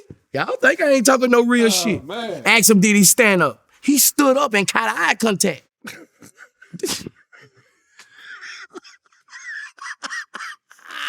Vlad, I'm telling you, he's a 20. I believe you. He's a 21 bandit. This is just weird to me, right? This is just weird. And listen, man, I've been with hundreds of women, bro. If they don't look, it take I've away been around the block. This is just weird to me, man. This is just, like I said, this is weird. I understand if you're in prison though. Like I get it.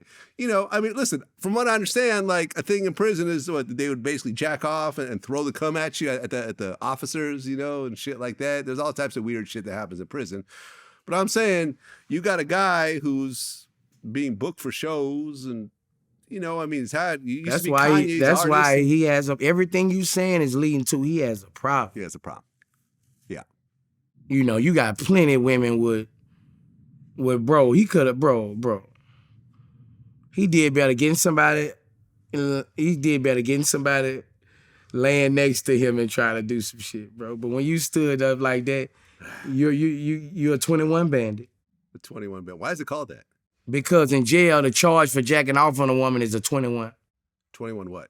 That's the charge name. That's the number. That's the number, 21. Ah, okay. Yeah. Okay. If you're a 21 bandit. All right. Designer, man, get help. Go through what you got to get through. And come do a Vlad TV interview afterwards, man. Ask him that question. Eye Say, contact. Boosie want to ask you. Were you standing up? Or was there eye Boosie contact? said, were you standing up? Okay. I'm telling you, bro. He has a problem. I know. I got it. Okay, no, I got it. I feel you. I guess in prison, not only do dudes jack off in front of you, but they actually have, I guess, a mechanism that they build. Yeah, to do this. they tie a string around their big toe, and they tie the string to their dickhead. And when they walk, and when if somebody on the tower, you just tap their feet like this, jacking off, looking at them. That's why you might be in a pen and you might see somebody get locked up on the walk. You don't know what they getting locked up for. They was tapping their feet. That string around that big toe and tied to their dickhead. See, if you don't know, you know, just looking up there looking, you know. And it's running up your pants. So It's running up your pants to your dickhead from your big toe. It's like a trigger.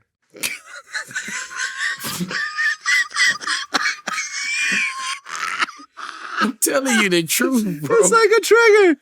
I'm telling you the truth, bro. I believe you, unfortunately. Yeah. Unfortunately, I believe you. I know this is true coming from you. I ain't right never now. did it, but I know a lot of people have. Yeah, It's a mechanism for you to jack off without getting caught. right. Okay. For everyone that's considering doing a crime right now, unless you enjoy tying string to your penis and big toe, just reconsider. You know something? This actually could have saved Designer. Designer could have actually saved himself. Oh, he could have saved Designer. He could have saved All himself. he had to do is he just had to bring some string with him. You could probably get some string at the airport. Designer string. I'm finna start selling it. Designer string. We need to get designer string.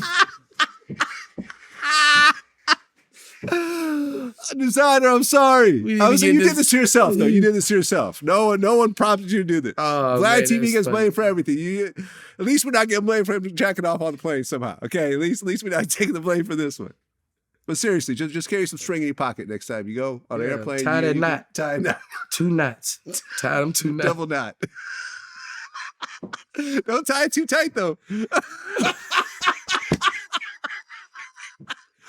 Designer has me all on stage. You can pretty much, it doesn't stop on the airplane, right? You can do that anywhere. Right? You could be having lunch somewhere and just tap away. You know what you could do too? Here's the trick, right? I'm thinking about you talking about it. Wear some headphones while you're doing it. Wear some headphones so it looks like you're just tapping along to the beat of your headphones. Yeah. They don't even have to be connected to anything. Yeah. Just put on some headphones, tie the string to your penis, do to your that, yeah, big they toe. got the headphones and- on. yeah, there you go. That's how you hide it. Did you see that video of Tyrese recently? Nah. You heard about this? Nah, what he did?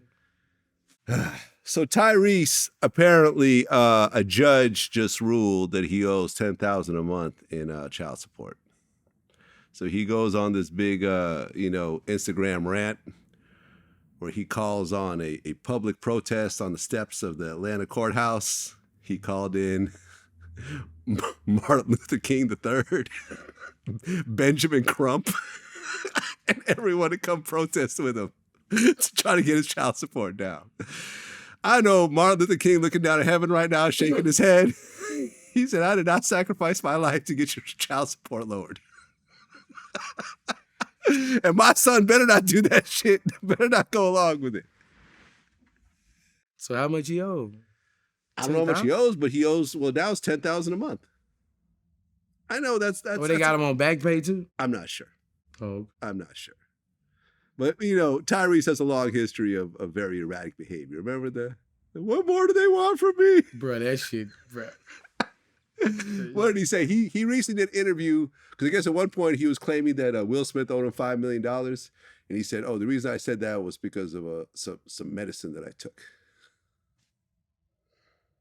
You don't need to be saying that shit about no child. Man, listen, we've DM'd each other. I remember this one time, and he would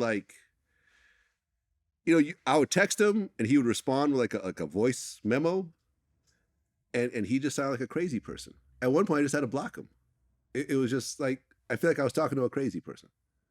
These long, you know what I'm saying? Like, Tyrese, I think, has actual mental disabilities or mental issues of some sort. Yeah, when he cried, that shit hurt me. That shit hurt my feelings. I say he hurt. Hey, bro, I probably ain't never seen too many people hurt like that on Instagram. He was hurt, bro. He became a meme forever. Like, he was hurt. Like, bro. Yeah. I I don't know. I never met him, man. Have I met him? No, I don't think I ever met him either. Actually, now that I think about it, I mean, he's been on Vlad TV. I didn't do the interview myself. I saw him somewhere, I think. Yeah. I saw him Yeah, somewhere. no, I don't think I ever met him. I'm a fan of his work, though. He's good. I am. Listen, but you know, I feel like sometimes in Hollywood, someone will get a iconic role and will somehow stay in that role for the rest of their lives. I think that happened to Tupac. When Tupac did Bishop from Juice, I felt that just sort of stayed with him. You know what I'm saying? Yeah. I feel he just... You feel like that character was just always going to be his best movie. Yeah. Like Bishop, he sort of stayed in Bishop. I remember even Biggie said that at one point. He said that when they had the altercation at the Soul Train Awards, he said Pac was just blah, blah. And he was looking at him going like, this ain't my homie. Like, I knew this guy. Like, this guy used to come to my block and we used to hang out and smoke blunts. Like, I'm seeing Bishop right now. I remember Biggie said that in an interview. He said, yo, like, I had Bishop in front of me. I didn't have my friend Tupac anymore. Yeah. You know what I'm saying? Mm. And I think that's what happened to Tyrese. I think that he's known for playing Jody from Baby Boy. And I feel that somehow he got stuck in that role in whatever way. What you saying, in life? In life. Oh, okay. You see what I'm saying? Okay. One grown man gets on the internet, like, you know, I mean, I can't even imagine doing that. I really don't understand why people film themselves crying. Seriously, listen, man, my dad died. I cried leading up to it. I cried when I heard the news. I cried on the way to the funeral. The last thing in the world I wanted to do was put a camera in front of my face and put it on Instagram. You know what I'm saying? I don't want the world to see me like that. That was just for me and my family. Or me by myself. Have you ever wanted to film yourself crying like that? No. Even when I'm on Father's Day, I put my head down. Right. Chuck ass still be recording. Mm. Yeah. Nelly and Ashanti. Yes, sir. Back together, see. I'm for it. I'm for it. Bow Wow told Nelly to sit you. They was the shit. They were the shit. I've interviewed Nelly about this before. You know, they weren't really together at the time. But, you know, Bow Wow told Nelly to sit his old ass down and get married. Because that's your queen. You damn near 50. Or I think he is 50, actually. You know? Shanti's still looking good. In shape. Yeah. She's always on vacation, it seems. All her Instagram photos. I'm here for it. I hope it works out. Me too. I hope it works out. Snowfall. My favorite show on television. By far. I remember, you know, I've always said I've liked Snowfall better than Power, better than BMF, better than all. Because at the end of the day, John Singleton was a master at what he did. Yeah. I believe he was the youngest black director to ever get nominated for an Oscar for Boys in the Hood. Okay. I love, and for everyone who's watching right now, if you haven't watched the Snowfall finale, just go ahead and turn this off because we're about to ruin all the endings for you. But it's been out long enough, so if you haven't watched it, that's on you. You tweeted, you said, Franklin St. Mama's pissing me the fuck off. The show's too damn good. I'm getting in my feelings. She just needs to shut up. He was right there on the phone. He was about to get, what, 38 million? 73 million. No, he was going to get half. 35 million. 35 million. 35. 38. 38 million. You got to hand it to Teddy. Teddy sat there and got tortured. Bro, Teddy arrogance got him fucking killed. Right. Teddy arrogance got him fucking killed, bro. If he would have said, just play like he was just alive. Teddy. Yeah. I shot him 2 times in the fucking head. He said, what? He said, just tell me what Cuban prison. He said, what? I shot him two times in the head. He's dead. Threw him off the... Fuck out my face. But you know something? If you notice, though, the mom was already telling Franklin that she was going to do it. She said, after today, you and I are never going to see each other again. Remember Yeah, leading she up to was- it? She was. She saying said that. She said, after today, just So know. even if he would have gave her that code, she was gonna kill him. But she could have waited. She could have waited. What? 2 minutes. 2 seconds. 2 seconds. I was so pissed. Okay, transfer's done. Pow, pow. Boom. All right. I was so pissed. That show's so good. That's how it was so good from the first couple. I had to DM Jerome. Me and Jerome be DMing. Oh, now. yeah. We interviewed him. We Yeah, actually interviewed him. yeah. And Isaiah John, Yeah, I be DMing who him. you ran into at the game. Yeah, Yep. yeah. I be DMing him, bro. Letting him know, bro. That shit took me back, bro. Crack era. Having uncles selling drugs. Yeah. That shit really touched me, that show, bro. You know what's interesting is, Isaiah John, I forgot what his character's name is on the show. Leon, right? He plays Leon. Yeah. And what's Leon's girlfriend? Who, Gail Bean? What's her name? Gail Bean. Yeah. Well, do you know that Lauren London was actually handpicked by John Singleton To play that role? To play her, but then she got pregnant with Nipsey's son. Oh, okay, damn. And she had to make a decision on whether to have the child and lose the role or have an abortion and take the role. And she decided to have the baby, and because of that, she couldn't do the role. So then they chose. Everything happened for a reason. Bro, Hey, man, Wanda, bro, Lauren, she the truth, but yeah. I don't think she could play that crackhead like Wanda. Lord Jesus Christ. That was a crackhead I saw 1,000,000 times. Oh, yeah. Oh, That's a crackhead I sold dope to. That was everything about her, everything. That was I don't think, I can't say, Lauren, one of the best in the game, but I don't think she could have played that like. Yeah.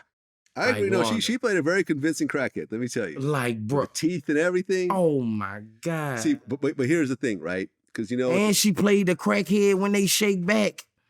That's the crackhead when they shake back. What do you mean? Always trying to heal the other crackheads, give them shit, water and all that, go and check on people. That's how the old crackheads is in the movie. Mm. In the real life, that's how it is. Hmm. They come back and they different. God in their life, they didn't. Okay. I see what you're saying. After the Snowfall finale happened, and then, you saw Franklin as a crackhead basically at the end, and his house was getting repossessed and everything else like that. You know what I saw all through my timeline? Everyone kept saying that was the wrong ending.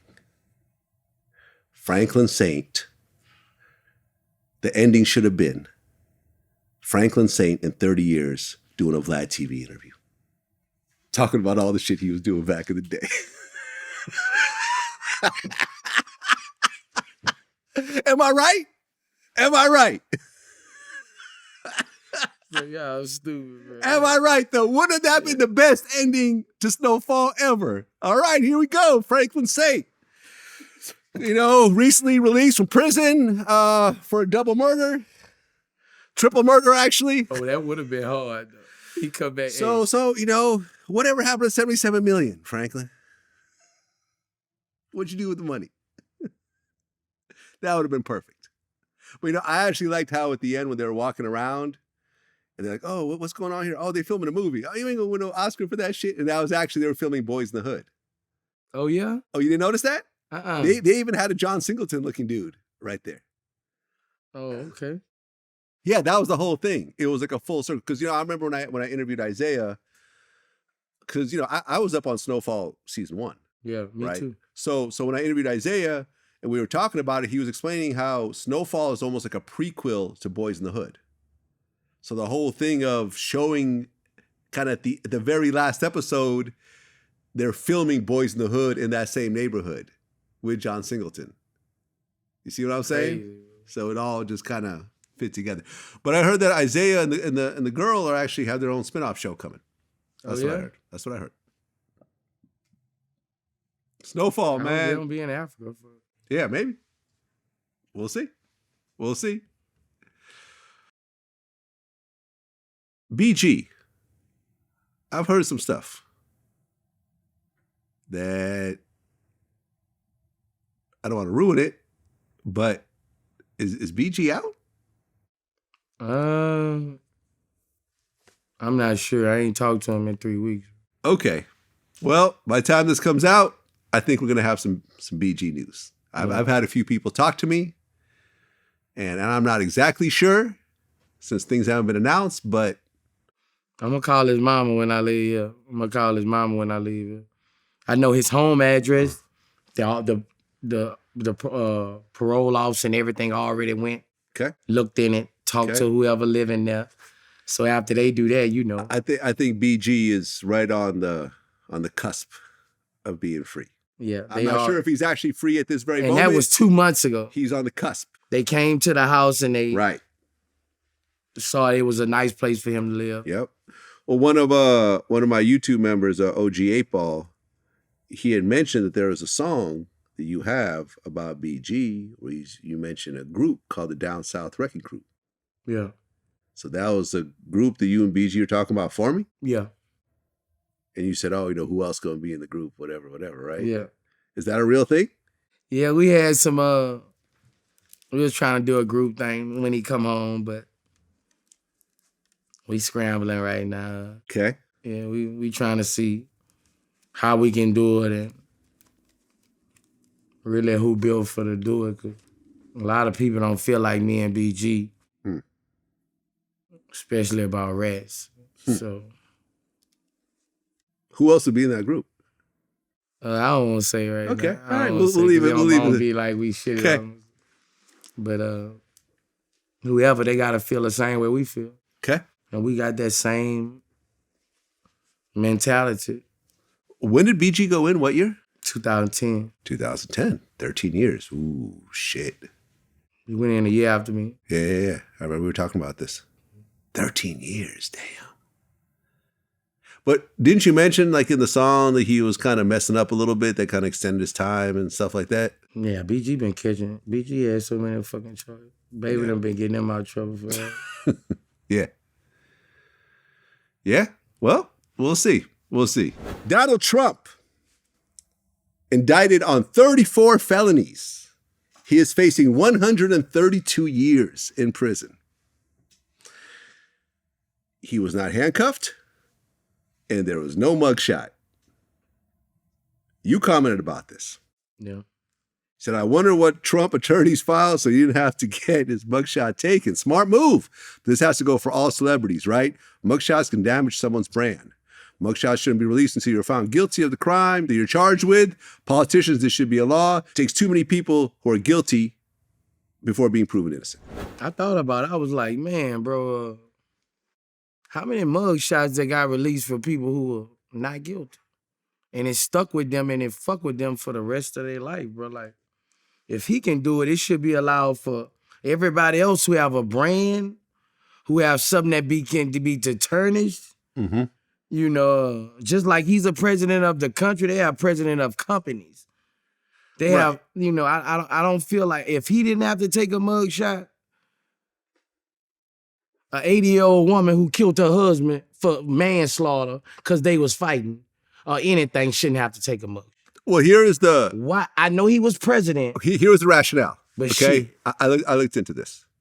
The rationale, because a mugshot is designed if a person ends up running or ends up, escaping or whatever, it's designed to be posted for authorities to find that person, right? Okay. So-and-so is wanted, like the top 50 most wanted. There's pictures So why of they them. didn't do it for him?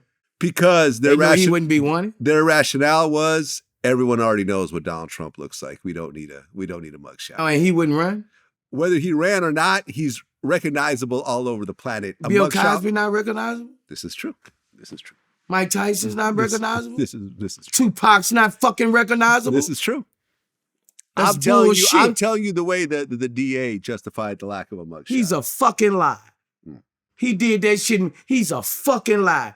Hey, I can't argue with that. He's a fucking lie. I cannot argue with that. Nobody with statue like that should have a damn mugshot.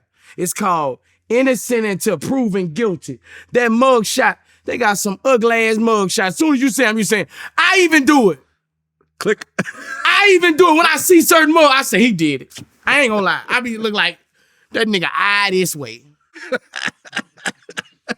His teeth out, nigga. Bruh, it should not be released. Yeah. Until you are found guilty. Donald Trump, if he ain't woke the world up, he woke me up. You mean he can't be take a photo, but somebody richer than his ass with a Fortune 500 company can take a photo? Hey man, listen, I agree with you because not only was there was no mugshot taken, but he wasn't handcuffed.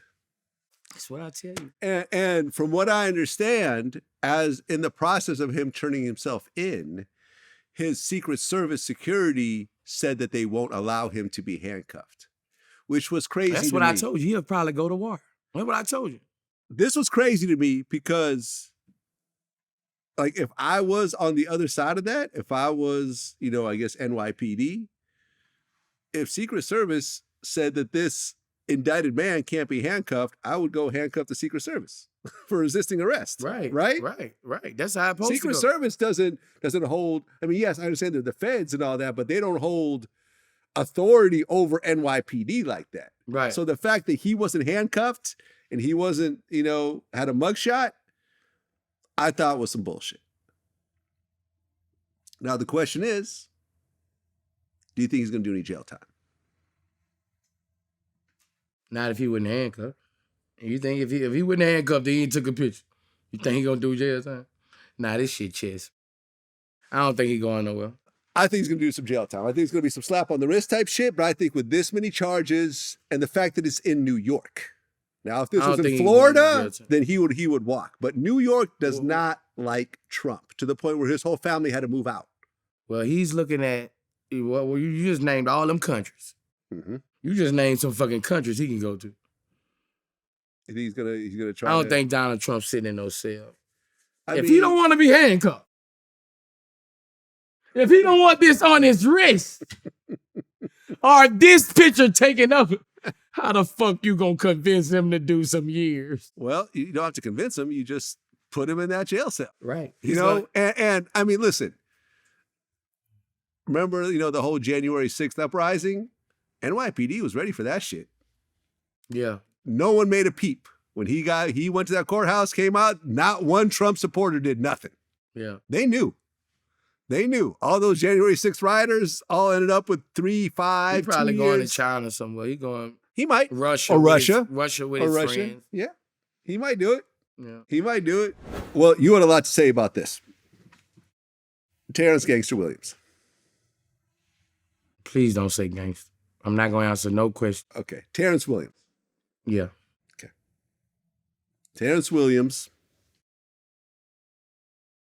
I did his first interview when he got out of prison. You said what you said about him. He admitted to telling on some of his dead friends. Nah, he will wires. He got people life. Okay. He fucks punks. He gets fucked. He's a sick man. I have people who will come from Yazoo City who did time with him. He is a fucking sick man. And he crossed the fuck. He ain't have to do that to me saying I went on PC, dog. I stand up for, that nigga hurt my feelings. He ain't have to fucking do that shit. He know I'm a soldier, son. PC is detrimental to everything I ever stood for.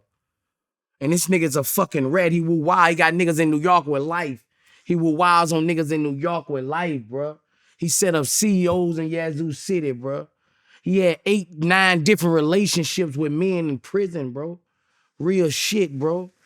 When you fuck with me, the real gonna come out, bro. When you fuck with me, the real gonna come out, bro. This nigga will wiles this whole time and up the road, bro. He been setting people up for 15 years, bro. I wouldn't let him be around me at my table, bro. Like, this is the most dangerous person in the world, bro.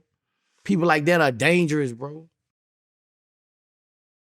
Well, you had a bunch of Instagram social media posts, one of which you said, so he told on 40 people, hell nah. He told on the whole New Orleans, what the fuck, he looked like Master Splinter. In this pic, LOL, Sammy the Bull has been outdone by a dude from Louisiana. Right. This ain't black history, this rat history. Everyone should run when you see this man, world's biggest snitch. Right, he is. And there was a whole bunch of other. Yeah, I'm just telling you he one bigger thing. than Sammy the Bull. He bigger than Sammy the Bull. He got more than Sammy the Bull. Well, listen, I've interviewed him, and these accusations that you're saying, I've gotten a lot of messages and DMs about him. I cannot confirm nor deny that these are true from my point of view, because you know how paperwork goes. You know, people falsify paperwork. I'm not saying it is true. I'm not saying it's not true. But a lot of people, at least a dozen people, have basically contacted me with similar things to what you just said. I don't know. He was in for a long time. What did he get? Like life plus 30 initially? So, you know. I don't know what he get. He just get he's anything he ever did. You gotta understand, bro. When you become a rat, everything you ever did, any accomplishment you ever got, any song you ever been praised on, it doesn't you erased it. When you rat, you take that, all that gangster shit you ever did, you take that pencil and you erase it. You erase it all the way down. You can't mention his name. You can't put gangster in front of somebody's name. In an interview, you can't put gangster in front of somebody's name who have put away all these people with his fucking mouth. You can't put gangster in front of the name for all the real gangsters in the world. He's not a gangster. He's a fucking rat. Homosexual. He's a fucking he's a family stabber in the back. Like, you know, like those people are the worst kind of people, bro. Like, he's a liar. He lied on me. He's a liar. Like niggas like that, bro. That ain't no gangster, bro. Everything he ever did has been taken away from him. He's a bitch. Everybody gonna look at, he's a bitch. Everybody, every street nigga look at him. Every nigga I done talked to from Angola, bro. From New Orleans, bro. Tell me that nigga's a bitch. Don't say nothing to that. That's a bitch. Like, bro, like that dude, bro, I don't see how, bro. That dude lied on me, bro. That dude lied on me. I've never heard of you being in PC. He know that. I don't know what. I've never heard that. That nigga lied on me, bro. But isn't in certain situations though, don't you get put in PC against your wishes? Yeah, you can get put in PC. If you're an entertainer, most time you gotta sign paperwork to come off. To come PC. off of PC, yeah. You got a sign saying if something happened to me that this fucking jail does not get. Is there ever a situation where they just say, we don't care what you sign, you're getting put in PC? For example, Shitty Cuz, who killed Nipsey Hussle. Yeah. He's gonna be in PC, right? Right. Even the judge said that there's a green light on you, right? Right. Remember during the whole sentencing situation? Right. If he goes and signs a piece of paperwork and says, I don't want to be in PC, everyone knows he's going to be killed the first day he comes out of PC, or he's going to be seriously fucked up. He's already been fucked up waiting for the trial. Right. Before the sentencing. Now he's been found guilty, so there's no question. So even if he signs whatever paperwork, when he comes out, everyone knows what's going to happen. So I would think the prison would say, we don't care what you sign, you're staying in fucking PC. You're not getting us sued. Let me tell you how Japan go. After 6-7 years, he going in population. You think so? They don't hold you, nigga. They got people who did way more worse crimes than you. Yeah, but not so high profile. I'm telling you, bro, they go straight back, bro. Huh. They going back. After 6-7 years, they gonna hold him. When all this shit died down, they feel it. He's going in the population, bro. Mm. That's what everybody, bro. Like you're going. Once you, and don't be an asshole. Don't be an asshole, you're going early. They don't give a fuck about you enough. Yeah. You know, only people really try to keep you in PC the most is your attorney. Okay. Because you can't live in PC. Why not? You can't enjoy prison. You can't interact with other prisoners. You can't. But aren't you in PC with other people in PC? It's not like a dormitory. Huh. A dormitory and a cell is 10 cells next to each other. That's a dormitory. No, that's not a dormitory. What's that? That's like a semi-lockdown. Okay. A dormitory, what I was in, Okay. me and C Murder. A big ass gym with 100 people in there. Okay. Everybody sleeping on side of each other. Okay. And that's preferable? You like that better? Yes. Because it's more of a social atmosphere? No, because that's how you live to not stress. Huh. If you in a cell all day and this motherfucker just right here, nobody up, it consumes you. Mm. Also, if you're not in population, you get no contact visits. Mm. All of your visits are through the glass. You will never touch your daughter if you're scared, bitch.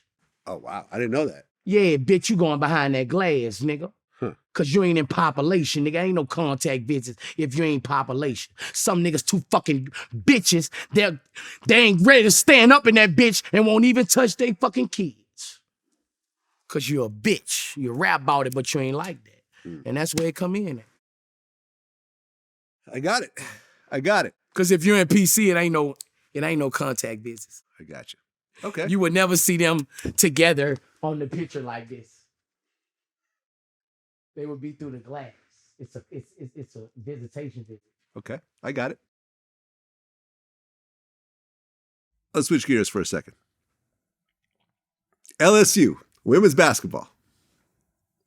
What I didn't realize is you call her your niece. Yep. Is actually Flojo. Am I pronouncing the name right?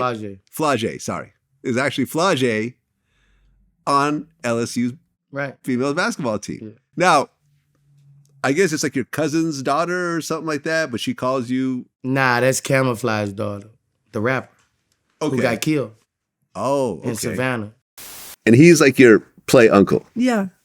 Yeah, and I guess your mom was telling me before the interview that after your dad died, Boosie reached out and was like, "Hey, you know, I really feel what you guys are going through, and whatever I could do to help." Yeah, he was. He showed love. Like, even helping me get on the rap game. Like, posting video on his page, like, Jermaine Dupri, get my niece. Like, you know what I'm saying? Like, trying to help me and navigate as much as he could. You know, you got a lot of kids. Like, so for him to even reach his hand out and even take the time to even do that, like, that was like a lot of love. And then he kept.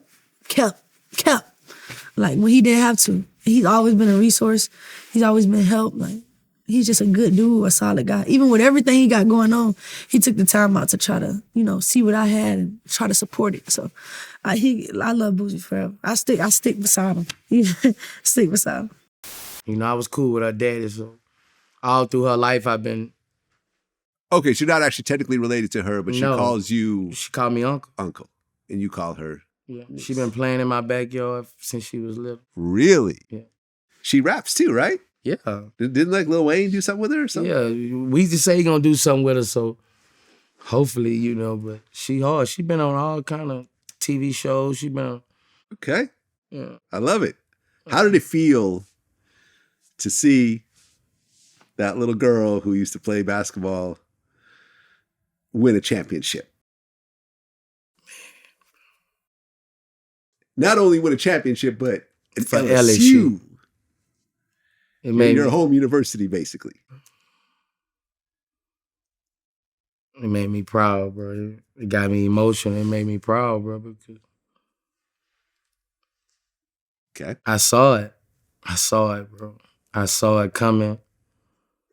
You know, I was on the ass about going to LSU. I'm just happy for her, bro. I'm just happy for her that. And I know her daddy looking down on her. I'm just happy for her. Mm. And it was big, you know. After they won, whose music did they play in the locker room? Just set it off. You saw what I was playing, huh? Yeah. But unfortunately, that win came with a lot of controversy. The whole, you know, this is a Tony, you know, John Cena got the credit for it, but the reality is that Tony Yayo. Everybody knew they that. can't see me dance. I just had Yayo on the show. Do you know how you he know that, J.O.? I didn't even know it was Tony. I didn't even know it was Tony Cena then. I swear to God. John Cena, whatever. I didn't even know. Well, there's a whole story behind this, right? I didn't even know that John was... Cena. Well, John Cena's younger brother was a big Tony Ayo fan and taught him how to do the dance. And said, you should do this when you're in the ring. So he started to do it and it took off. Do you know how Tony Ayo made up that dance? You know the story behind that? When he was on tour, when G-Unit was first coming, when 50 Cent was Get Rich or Die Trying and G-Unit was on fire, he actually had a warrant out for his arrest. So whenever he would perform, he did the dance to cover his face. LSU. Oh, yeah, of course. That's The when hand he came dance. up. Shout to Angel Reese. Shout to Caitlin Clark. But really, Yes. Angel Reese, she took it to a whole nother level. Right. And John Cena, we got to shout him. Right. Well, in our last interview, what's ironic is that we talked about the hand dance and how John Cena mentioned that he got it from you. Right, and it was like his little brother or something Yeah, did his it. little brother was doing a dance. That was the dance that I tell everybody, TMZ, they asked me, and I'm like, it was created because I really was on the run that whole time. You were trying to hide your identity. Yeah, it was the most exciting time for me because I'm on the run. I'm flying to Brazil. I'm flying to Barcelona as my brother. It was crazy. I'm around Eminem. I'm in Detroit. I'm in LA the whole time on the run. So when I'm in the club video, I'm like, yo, this is gonna come to an end one day. So I was like, let me just try to at least stay a little low key. Because come on, bro, you're gonna eventually have to turn yourself in the bigger we got. He was using his brother's passport to get around, but he knew that he was wanted by the police. So he was doing that to hide his face. That's crazy. Tony Ayo's crazy. So that's where the dance originated from. And even Angel Reese said that, yeah, this is a Tony Ayo dance. But she did that. And then suddenly all this backlash came. Dave Potney, who is the founder of Barstool Sports. Yeah. I said something about him. You did. You said, Dave Potney, you a bitch. Keep Yeah, I sending your did. news to other dudes. You I woke fucking up and racist saw that. bitch, freak monster. Yeah, I did. I think they call it like a classless piece of shit or some shit. Yeah, right? I did. Yeah. It's just a racist world. We gotta start realizing it's a racist world, bro. This is not gonna change. It's just a racist world, bro. We can hope for better, but it's just a racist world, because that girl did the same thing. The white girl was doing it. She did the same thing, I just was saying, like, it's a racist world, bro. Like, it's a racist world. Well, to me, the big shock was when Joe Biden said that That's she just wanted like if both teams to come. It's just like if George Floyd was white and those cops were black, Mm-hmm. the time would be way different. It's just a racist world, and we just got to learn to overcome it with green. We got to try to overcome it with, because it's sad, bro. You just got to try to look over it. Once you dwell on it, I learned that. I'm learning now. Man, have you ever heard of the losing team being invited to the White House as well? You know what I'm saying? That was Super just the Bowl, NBA Finals. That was the most racist. World Series. That was the most racist thing. One of the most racist things said about in sports history. Like, bro, that should have made people just stand up with their motherfucking hand up. Like, this is at the White House. This is racism at the White House. Jill Biden is racist. I'm sorry. I agree. She is a racist. I agree. She is a fucking racist. That comment man. was out of pocket. That was out of pocket, man. Did If Joe Iowa Biden would have even- won, LSU was not. Everybody know how they look at the LSU team. LSU would not have been invited to that White House. You know what I'm saying? if they lost. If they would not invite. That was the most racist shit ever. Yeah. I think we got to start. Okay, well, if you're going to start a rule like that, let's start having a president can stay 5 fucking terms. That's what kind of fucking rule you're changing. Yeah. And I thought she was just straight fucking racist. I was finna call my niece and tell her, when you go to the White House, throw foes in the fucking picture. I was fit to. I swear to God. I was pissed the fuck off. Go in that bitch and do like this. Fuck that. Racist ass What does that motherfucker. mean? Foes. Which means? Where we from? Oh, okay. I got Throw it. the hood up in that bitch. Throw the hood up. Okay. That's what they don't want to see anyway. That's how they label you anyway. Go in the corner and sneak a picture by George Washington. Fuck that. I'ma post it. Let them take my Instagram. Racist ass motherfucker to my 2 teams at the White House. Bro, I woke up. Man, I got into it with my yard, man. I cursed everybody. I was mad. No, I'm serious, bro. I was so mad, What bro. did that man do to you? He ain't do shit, bro. I had so much anger in me, bro. From the president. Nah, I feel you. She made me so mad. I went to fucking with people just picking on. I'm like, bro, I gotta calm down, bro. Well, hit close to home, obviously. I had to calm down, bro. I'm like, cause I'm celebrating sober. I cut the nets off my rim. I cut my nets off. Yeah. Bro, I celebrate. I threw a party. In the morning I wake up, you won't come like this. Yeah. Jill Biden, you hurt my heart. Yeah. You hurt my heart, Jill. I think Joe should have apologized on her behalf. Bro, she should, bro. I swear to God, that racism, bro. It's racist at the White House, bro. Yeah. It's just we want, like you said, we want Obama back. We'll take if Obama can run again. He can't run again. Let me tell you the deal. He's done 2 terms. If you want to make a deal, Jill, if you're listening, we bring back every team who goes to the championship. You bring them both. Yeah. But Obama gets to run against you next term. Okay. Now let's play chess. Yeah, I actually even looked into this, and I looked up whether Obama could run as a vice president, and the answer is no, because let's just say the president dies, he would become the president. You know, the vice president becomes the president, and therefore that would be a 3rd term. So you see what I'm saying? Did you look into two teams come to the White House? Yeah. Did you look into that? That's what I want fucking. Did you look into that? Can 2 kings come to the White House? Michelle Obama can run for president. Think about that. Oh, she can? Of course. Why Would wouldn't she have to divorce? No, he would be first. Michelle, I'm behind your campaign. There you go. You got to. I'm gonna get all the entertainers. We coming behind you. Yeah. Run again, Michelle. We need you. Not run again. Run for the first time. Run for the first time. Yes. There you go. First black lady president? What? Well, I mean, we have a black lady vice president now. I didn't say vice. Kamala Harris. I didn't say vice. And you know something? And Joe Biden just announced that he's running again at age 183. If he doesn't make it through this term, she'll become president if he dies in office. Jill gonna become president? No. Kamala Harris. Oh, Kamala Harris. Oh, yeah. Shit. Then you'd Kamala have Harris, live fine ass.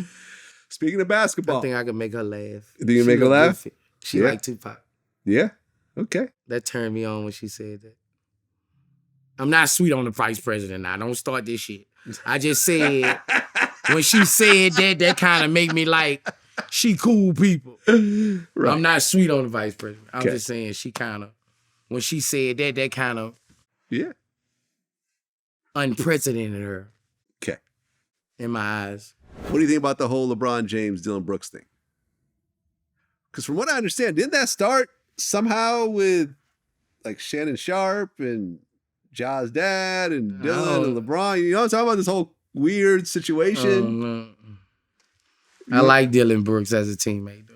Like, I would love him on my team. Like, you got somebody like that on your team, bro. I play ball, bro. That's what you need. Any team with one of them, bro, like, you need that.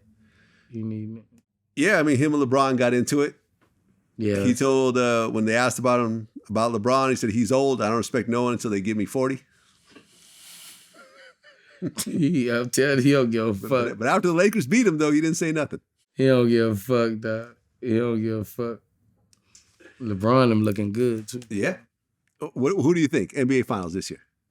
I'm going Boston Celtics. And?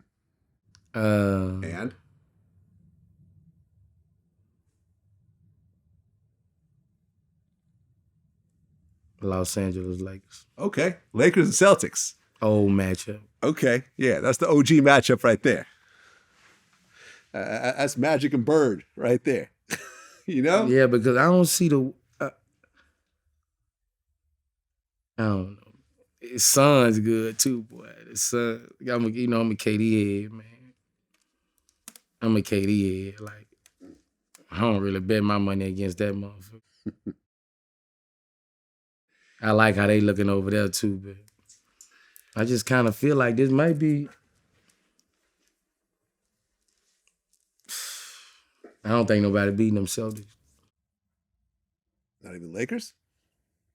Yeah? Oh, so you're giving it to the Celtics. You're saying that the Celtics are going to be the NBA champs. Okay. All right. You were actually sitting next to my man, John Sally, in one of the games. Both of y'all sent me pictures.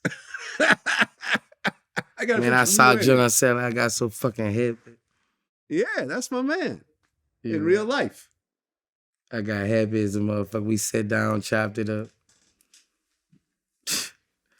Yeah. Yeah. 2 Vlad TV regular guests sitting next to each other Yeah. at an NBA game. I love it. That was lit. I love it. I love it. You ever met him before? Nah. Tall as hell in person, ain't he? Yeah. See why they were beating people ass shit. Yep. Rodman too. I just saw Rodman, bro. Rodman okay. tall as fuck. Yeah. Man, Rodman tall. Long ass arms. Oh yeah. Oh yeah. No, that's why John Sally, that's why he likes KD so much, because they're like a similar kind of build. Yeah. You know what I'm saying? Long ass arms, long ass legs, Yeah. like kind of similar playing style in a way. Like, yeah. Kind of hurt my heart to see E40 kicked out of the Kings game. See Yeah, that? man. I saw that shit, bro. Because, it happened because he was in Sacramento. He's like a Warriors. Like, he has like season floor seat tickets. Right. Yeah, I know. Yeah. For Warriors home games. Yeah. So, but he was out in Sacramento, and he's sort of kind of like the rapper face of the Warriors. So Okay. people were fucking with him. At the point that he responded, he got kicked out. That's how they do you. I'm gonna keep at my home games. Then. Yep. Did you hear about what Phil Jackson said? Mm-mm. Phil Jackson said that after like the BLM protests, after they got incorporated into the NBA games where people like had like justice and stuff like that on the back of their jerseys, he said he stopped watching NBA games after that. He said that all the social justice messaging just became too much for him. He's never watched a game ever since. Phil Jackson. Jalen Rose commented on this. He said, when someone shows you who they are, believe them. Damn. Phil Jackson. Not my favorite coach. Shit. You could say that's the best coach in NBA history. Does he have the most rings? Yeah, he probably got the Let me most. see. Phil Jackson, 11 championship rings Damn, bro. with the Bulls and the Lakers. The triangle offense. Red Arbuck is number 2 with 9. And Greg Popovich has 5. You disappointed right now? Your favorite coach ever? Right, because Jordan is your favorite player ever. Right? It's not Kobe. It's not LeBron. You're from the Jordan era. Like Mike, sometimes I dream that he is me. You got to see that's how I dream to be. Jordan, I just saw that Air movie. You saw it? I haven't seen it yet. I was there as soon as it came out. Okay, because it's still in theaters right My now, right? girl like, boy, you crazy about Jordan. Yeah, man. His brother, lady who played his mama, killed it, bro. Mm. I ain't lying, bro. I just love Jordan's story. I'm just a Jordan fan. Hopefully I get that jersey one day. Mm. Well, I'm hurt I ain't got a Kobe jersey. Yeah. Rest in peace. Ime Udoka just became the next head coach of the Houston Rockets. You hear about that? Who is Amadoka? The one who lost his job with the Celtics. Oh, Neil Long. Nia Long's ex. I don't know about Houston. They got a lot of puss out there. He might be in the wrong city. They got some puss out All there. the big asses out there. He might be in the wrong city. They got some puss out there. They got some puss out. He might, I don't know. He should have went to Minnesota or something. He went to H-Town. He need to go to Utah. He need to go to Utah some shit. Arizona. He going to H-Town. They got pussy air stoplight. Everywhere you go eat, pussy gonna be crawling down. I don't know about, he might want to stay in the fucking gym. They might want to put a lock on that fucking gym, bro. I don't know about Houston. Oh, man. The YSL case. Did you see the YSL Woody interrogation video? He said, man, I'll help you set Young Thug up for a murder.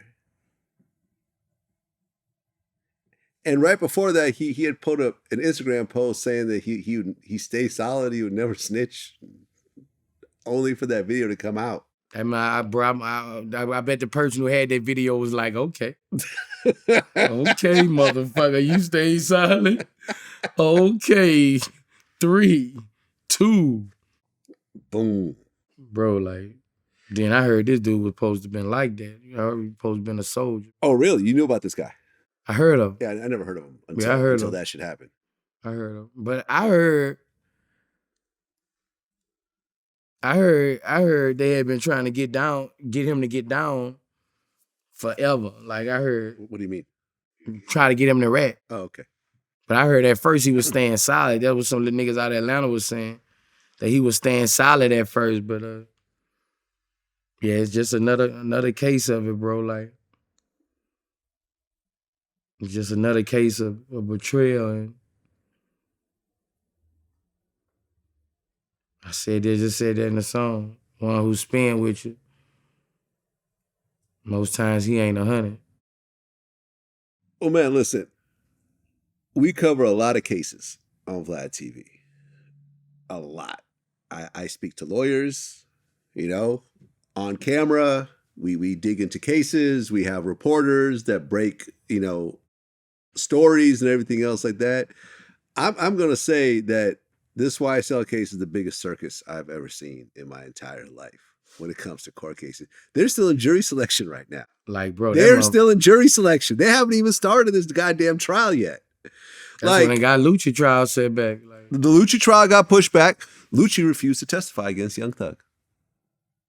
What you expected?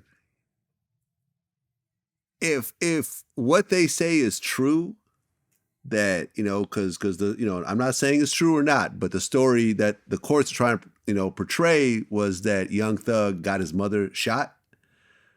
The fact that someone who shot your mother, you still don't cooperate against this person. Lucci is a different type of human being, man. Real gangster.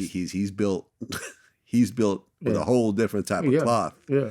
That you rarely see Right. on this planet. Right. And I'm not saying it happened. So don't try to use this as whatever. I'm not saying this is all prosecutors, he say, whatever. she say. It's a he say, she say, it's whatever. But I'm saying you're not going to testify against a dude who, because of your code, who got your mother shot is, whoo, damn. I mean, they're also said that, there was a video that came out where a YFN member hogtied a YSL member and filmed it. You see that shit? Let me see. One of the YSL attorneys was arrested because they say he brought prescription drugs into the courtroom. And then when they told him to... Then he tried to fight him, huh? He didn't try to fight him. I guess they told him that he has to give up his phone, and he threw the phone to somebody and it ended up hitting one of the, what do you call one of the security guys in the courtroom? The bailiff. The bailiff. I guess it hit the bailiff. So then he charged him with assault on the bailiff because the phone hit the bailiff. Like, I think one of the YSL lawyers told the judge that he's cap. I saw that shit. I was like... I mean, do these dudes even have fucking law degrees? Like, what type of public defenders do you got on this goddamn case? Let me see. One of the dudes, Lil Rod, he got removed from court and strip searched, and they found weed sewn into his underwear. You heard about this one? Nah. I mean, then we talked about this last time. This other dude try to hand Young Thug a perk in open court. I mean, this doesn't seem like a real fucking case. Like this sounds like a comedy movie. Like this sounds like like Night Court. Like remember that show back in the day? Like this doesn't sound like some real shit, but yet it is. I mean, I don't know, man. I don't know what's happening at this point, but it's a train wreck in this goddamn courtroom. I wouldn't be surprised if there was a mistrial and they just got to start all over again. Yeah. Insane. Hold on a second. Did you hear about the situation in Detroit over the pizza delivery? Yeah, I saw that. So this family had ordered some pizza. I guess it was maybe like, I don't know, a couple of pizzas because they're watching the game. The pizza came to the wrong address. When they called the pizza delivery place, they figured out what happened. So they go to the house where the pizza was delivered. When they showed up there, the people had already eaten the pizza. An argument ensued. 5 people got shot.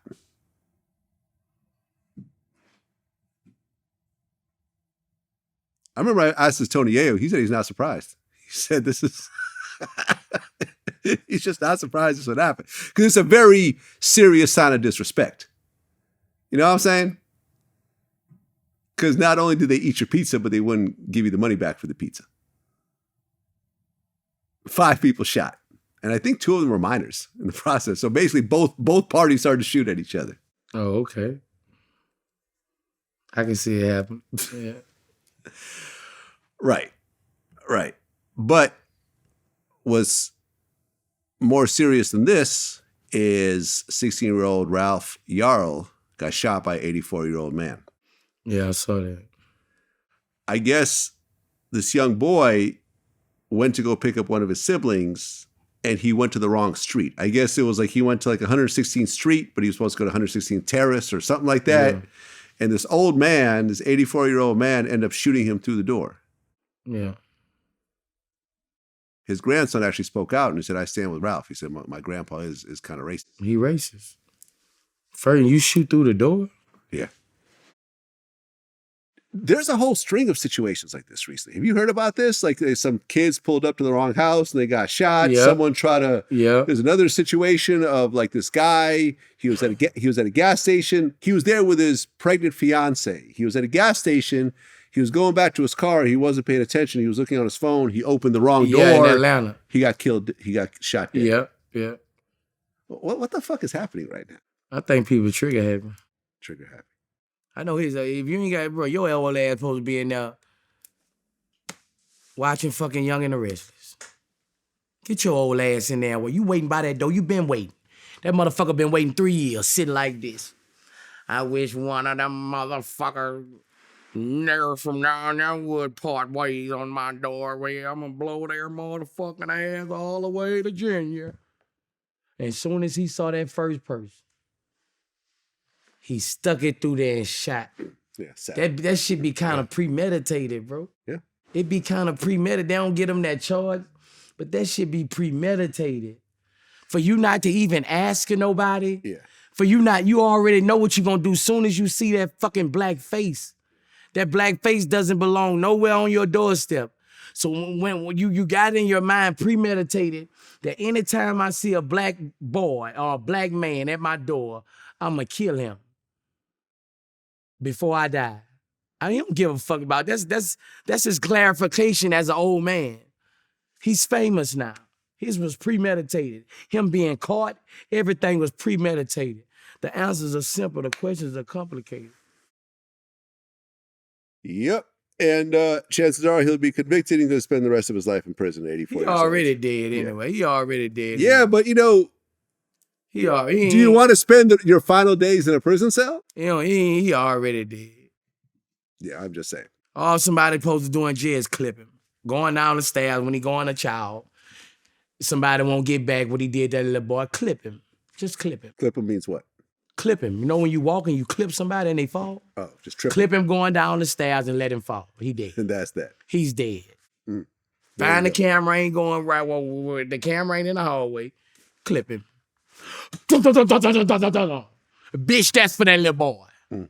Clip him. He's 90-something years old. Clip his ass. You don't have to shoot. Clip him. Push him down the stairs. Butt him. Put his ass down the stairs, man. Put his ass down the stairs. Man, he shot that little boy in the head. That Bro. boy got grazed in the head. man. Premeditate. And he actually survived. Clip him. Clip his old ass. Clip his old ass. When he's going to court, all you gotta do is clip him. I can't argue that. Clip his old I ass. Let him cannot go down argue. them stairs, them hard ass stairs.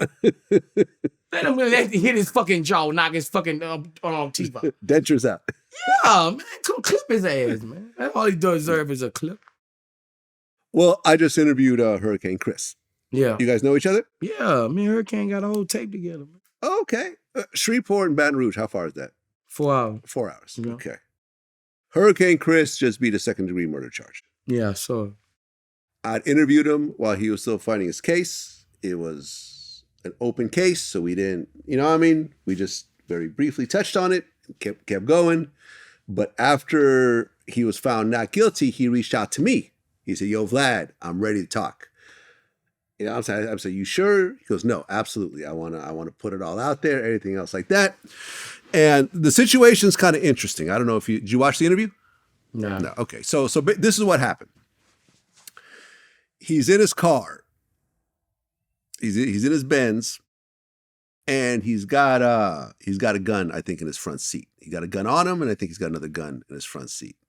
He goes to pump his gas, and then he goes into the store to get some soda or something. As he's in the store, this guy walks up to his car and opens his door. This is all on film, by the way. He opens his door, and he comes out and was like, "Hey, what are you doing?" And the dude started approaching him, and he's got a gun in his seat, and he's got a gun on him, and he's like, "Yo, back away." And the guy's like approaching him. He starts reaching in his pocket. In his pocket, we found out later, was like a big, like a cement block.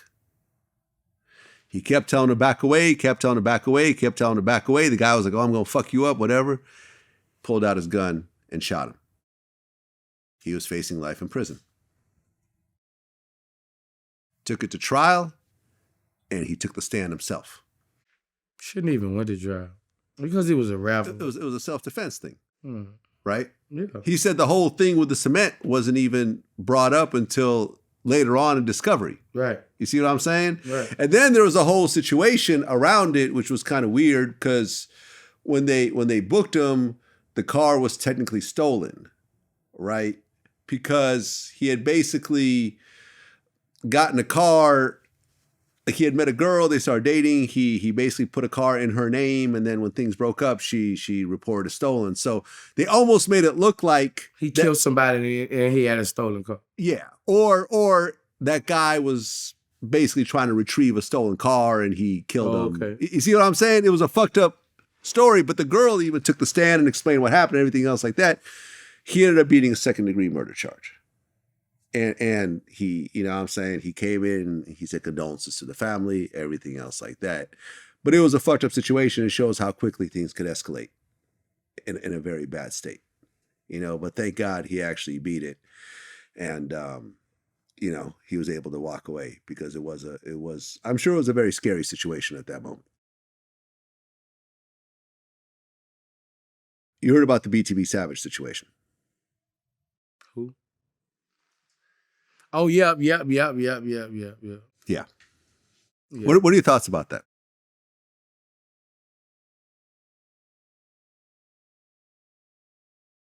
No thoughts. It just get back, bro. Like, you know, like when you kill a loved one,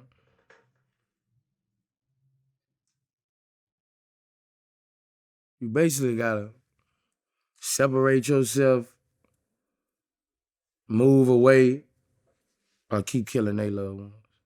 Mm. It's the only way you survive at war in the streets. You gotta leave, bro. You gotta, you know, once you get that point, you know, when you done took somebody and It's known. It's a fact. It's not. You know, you gotta make a decision whether to go to war, retreat. Yeah. So the BTB Savage story, you know, hit the blogs. Me and him started DM. You know, I told him I'm glad he's okay. I didn't really know the whole story. I asked if he wanted to do an interview. He said, "Oh, I definitely want to do it." He's like, "This is gonna be like bigger than Soulja Boy." Yeah. And we got his phone number, and I guess he had like switched his phone number at one point. So I remember like a week or so later, he hit me up. He's like, "Yo, man, I don't know if you changed your mind, but I'll pay you to do the interview." Yeah. And I said, "No, that's cool. You ain't got to pay me. Like, you know, we just didn't have your phone number." "Oh, yeah, my bad. Here's a new number." "Okay, cool." So we scheduled the interview. I didn't know the story before we sat down in terms of details. Yeah. And he kind of told me the story before the interview and then repeated it during the interview. And what I found out was he didn't actually kill the guy. Well, according to him, the guy came in to like get a verse, and then he pulled out a gun and tried to rob him. They started to scuffle over the gun, and then his girlfriend was in the back. She came out with his gun, and she ended up shooting the guy dead. Okay. Right? And then like the dudes who was with the guy ended up shooting through the door. The whole thing was a fucking mess. You know, he turned himself in, explained her and him to explain what happened, and the police said it's self-defense. You know, in the interview, I asked him if he's worried about retaliation, and he kind of brushed it off. You know what I'm saying? Yeah. I said, you know, have you considered moving away? Just like in the same way that you said, because I've unfortunately seen this story too many times. Mo3, Yeah. your friend. If you look at our old interview, I'm damn near pleading for him to move away. Yeah. FBG Duck, same situation. And he's like, no, I'm not going to move away. So I put the interview out. 4 days later, I get a phone call from someone from Houston that I know. And they send me a news report of a young man that got killed in broad daylight. His car got shot up like 30 times. And he said, this is BTB Savage. Yeah. And I was just in shock. And the first thing I did, because I know the guy, I believe it, but I'm still okay. Well, let me see if this is really true. So the first thing I do is I go to his Twitter page, and the picture I see, you know, the picture I'm talking about. Mm. I'm not going to show the picture.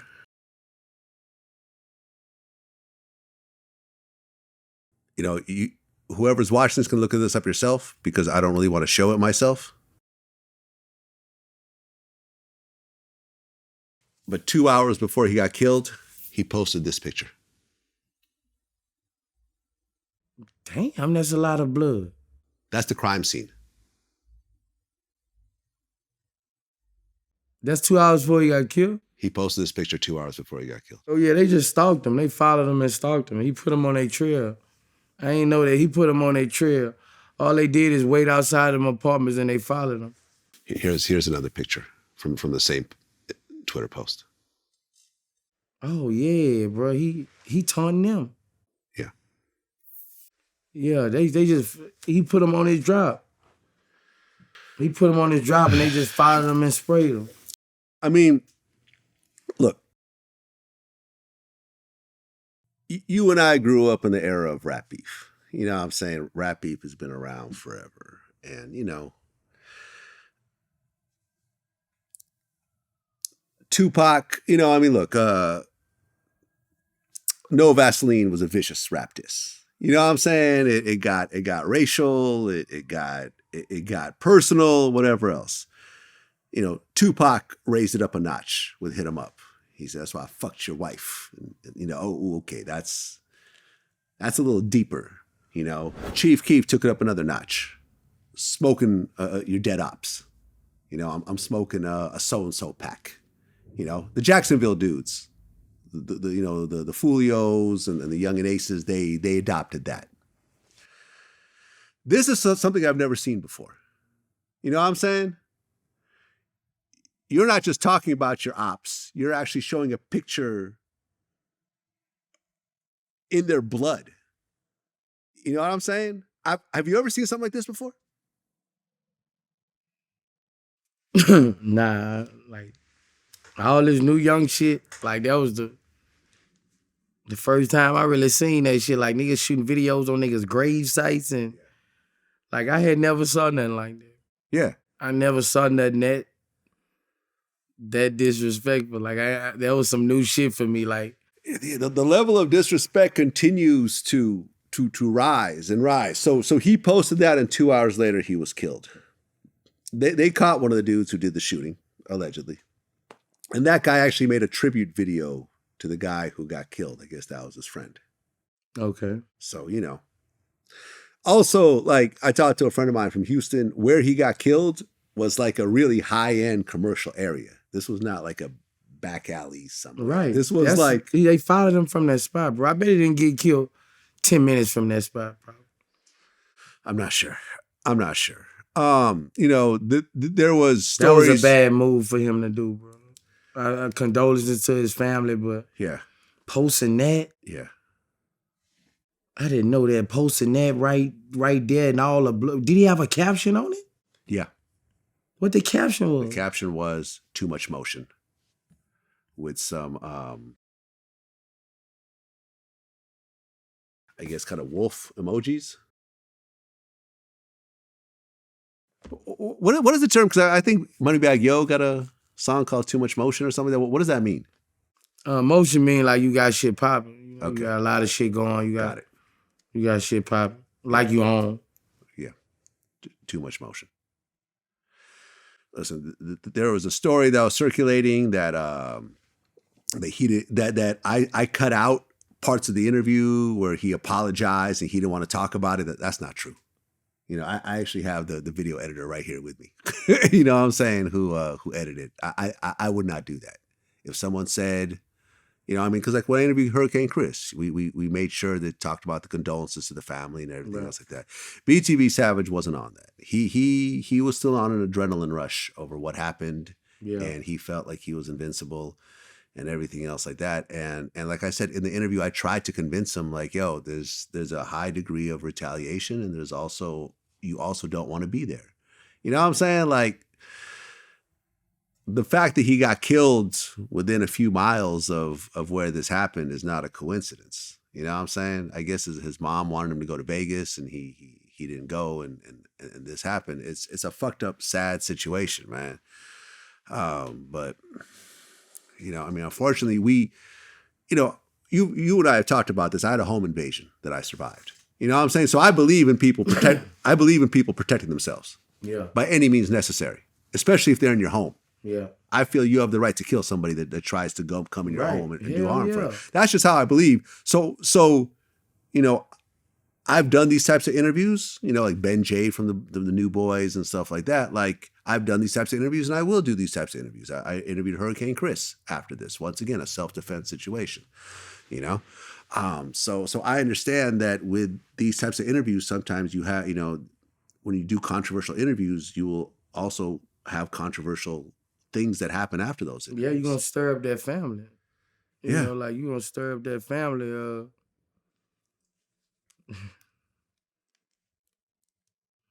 going to stir up madness from that family. Yeah. Yeah, man, it's sad. It's sad. You know, rest in peace to his family. Rest in peace to his, you know, my condolences to his mother. You know, having to bury your son is something that And his old lady, yeah. Yeah, his baby mother, because he had a child that was there. There was a baby that was in the house when the shooting occurred. Damn. Yeah, in the back. His 6-year-old son was in the back. Damn. You know what I'm saying? So it's a fucked up situation. And you know, I just hope that people will look at this and say, you know, this internet shit, you know, is not, you know, is not worth it. And there are serious consequences to this shit, man. So my condolences to everyone involved. It's fucked up. Coolio, his cause of death was revealed. You want to guess what it is? Fentanyl. I saw that. Yep. And Coolio had a crack addiction. A crack? Yeah, Coolio used to smoke crack. We talked about it in our interview. Oh yeah. I remember he had gotten off it for a while, then he got back on it. You know what I'm saying? Should have taken your advice. Stick to crack. Crack, how you living long like a motherfucker. Right. 70-year-olds, 60-year-olds, steady smoke crack. Yeah. Exactly. Well, you know, you might find this a little interesting. I interviewed R. Kelly Oh yeah? from prison. You told him I said what up, man? The interview never came out. Oh, okay. The interview never came out. And a lot of people like to say that I'm lying about this type of shit, so I'm going to play a very small snippet of it. This call is now being recorded. Okay, so I'm recording this phone call right now. Who do I have on the phone right now? This is me, R. Kelly. I hope you recognize my voice. Absolutely. How are you holding up in there? I had no choice. Damn. Who's that on the phone right there? That's Kills. I know that voice. Yeah. So one of his people reached out to me and wanted me to do an interview with him. And the interview they wanted me to do, I told them I didn't want to do that interview. But when R. Kelly got on the phone with me, he proceeded to do that interview anyways. Okay. And it was basically based on a conspiracy he feels, you know, put him in prison and everything else like that. And he's naming certain people and so forth. So ultimately, I decided not to put the interview out. Okay. You know what I'm saying? If he wants to do it through another platform, that's cool. I just didn't want Vlad TV to be behind this particular interview because it wasn't about music. It wasn't about nothing. It was about him blaming other people for his particular predicament and so forth. Okay. But I will say this, and this is why I even mentioned it. This is why I wanted to play it. R. Kelly very much appreciates everything you said about him in our interviews. And he said he wants to meet with you or at least talk to you on the phone. So if you're interested in linking up with R. Kelly, I can make that happen. Okay. Figured that would make your day. Yeah. Have you ever met R. Kelly before? Yeah, I met Kills. You guys have had conversations and everything? Talked on the phone, FaceTime. Oh, okay. Oh, I didn't know that. Yeah. I didn't know that. Did a record before we left. You have a record with R. Kelly? Yeah. Did it come out? Nah, it ain't come out yet. Why? I don't know. We got one though. I did one with. Okay. Did you hear about the King Von documentary that came out on YouTube? Yeah. I went and checked it out. You checked it out? I got about 30 minutes into it. Well, it's like 3 hours, right? And after that, it was taking too long to come together. Yeah, it was done by a guy named Trapalore Ross. I think it's called Rap's First Serial Killer. And it's like, basically he's accusing of King Von killing all these people. And it's just like person after person. I don't know whether any of it's true. I haven't actually watched it. Bro, I'm going to tell you this, bro. YouTube and all these people who think they know about all this shit don't know what the fuck they talking about. If you wasn't a part of this realm, you just like the motherfuckers on YouTube. All these motherfuckers be talking people name. You don't know what the fuck happened, bro. You wouldn't right there. You think you know who shot who. You don't know who the fuck shot who. Yeah, I have no idea, man. It's like, it's bro, a white kid that's doing all this too, who clearly was not in the, right, bro, in the like, circle at all. Yeah, I don't know. I would watching this shit on YouTube. I would never do no shit like that. I would never create a documentary. I be looking at shit on YouTube like, bro, y'all totally wrong. Right. Like, y'all motherfuckers, you guessing. And only people know is those people who were there. Yeah. Actually involved. Them the only people know. Right. You know, they got a few other people know. You get when it happen, like it be girlfriends know who house you went to after and shit. Right. But it be few people know. Yeah. If you not inside that clique totally, you don't know. Yeah. You're guessing. Mm-hmm. You can be round the corner. You can be down the street. When you pull up, you don't know. You go on how people looking to try to guess. You go on who talking the shit the most out there. And that don't be the one who did it. Mm-hmm. And that's how it leads to YouTube. Mm-hmm. You know, people don't be knowing what the fuck they talking about. Yeah. You have assumptions. Mm-hmm. You don't know what the fuck you talking about. Let me tell you something. And I remember I brought this up because I interviewed Keefe D again. And half of the people who do it be in the graveyard. Yeah, exactly.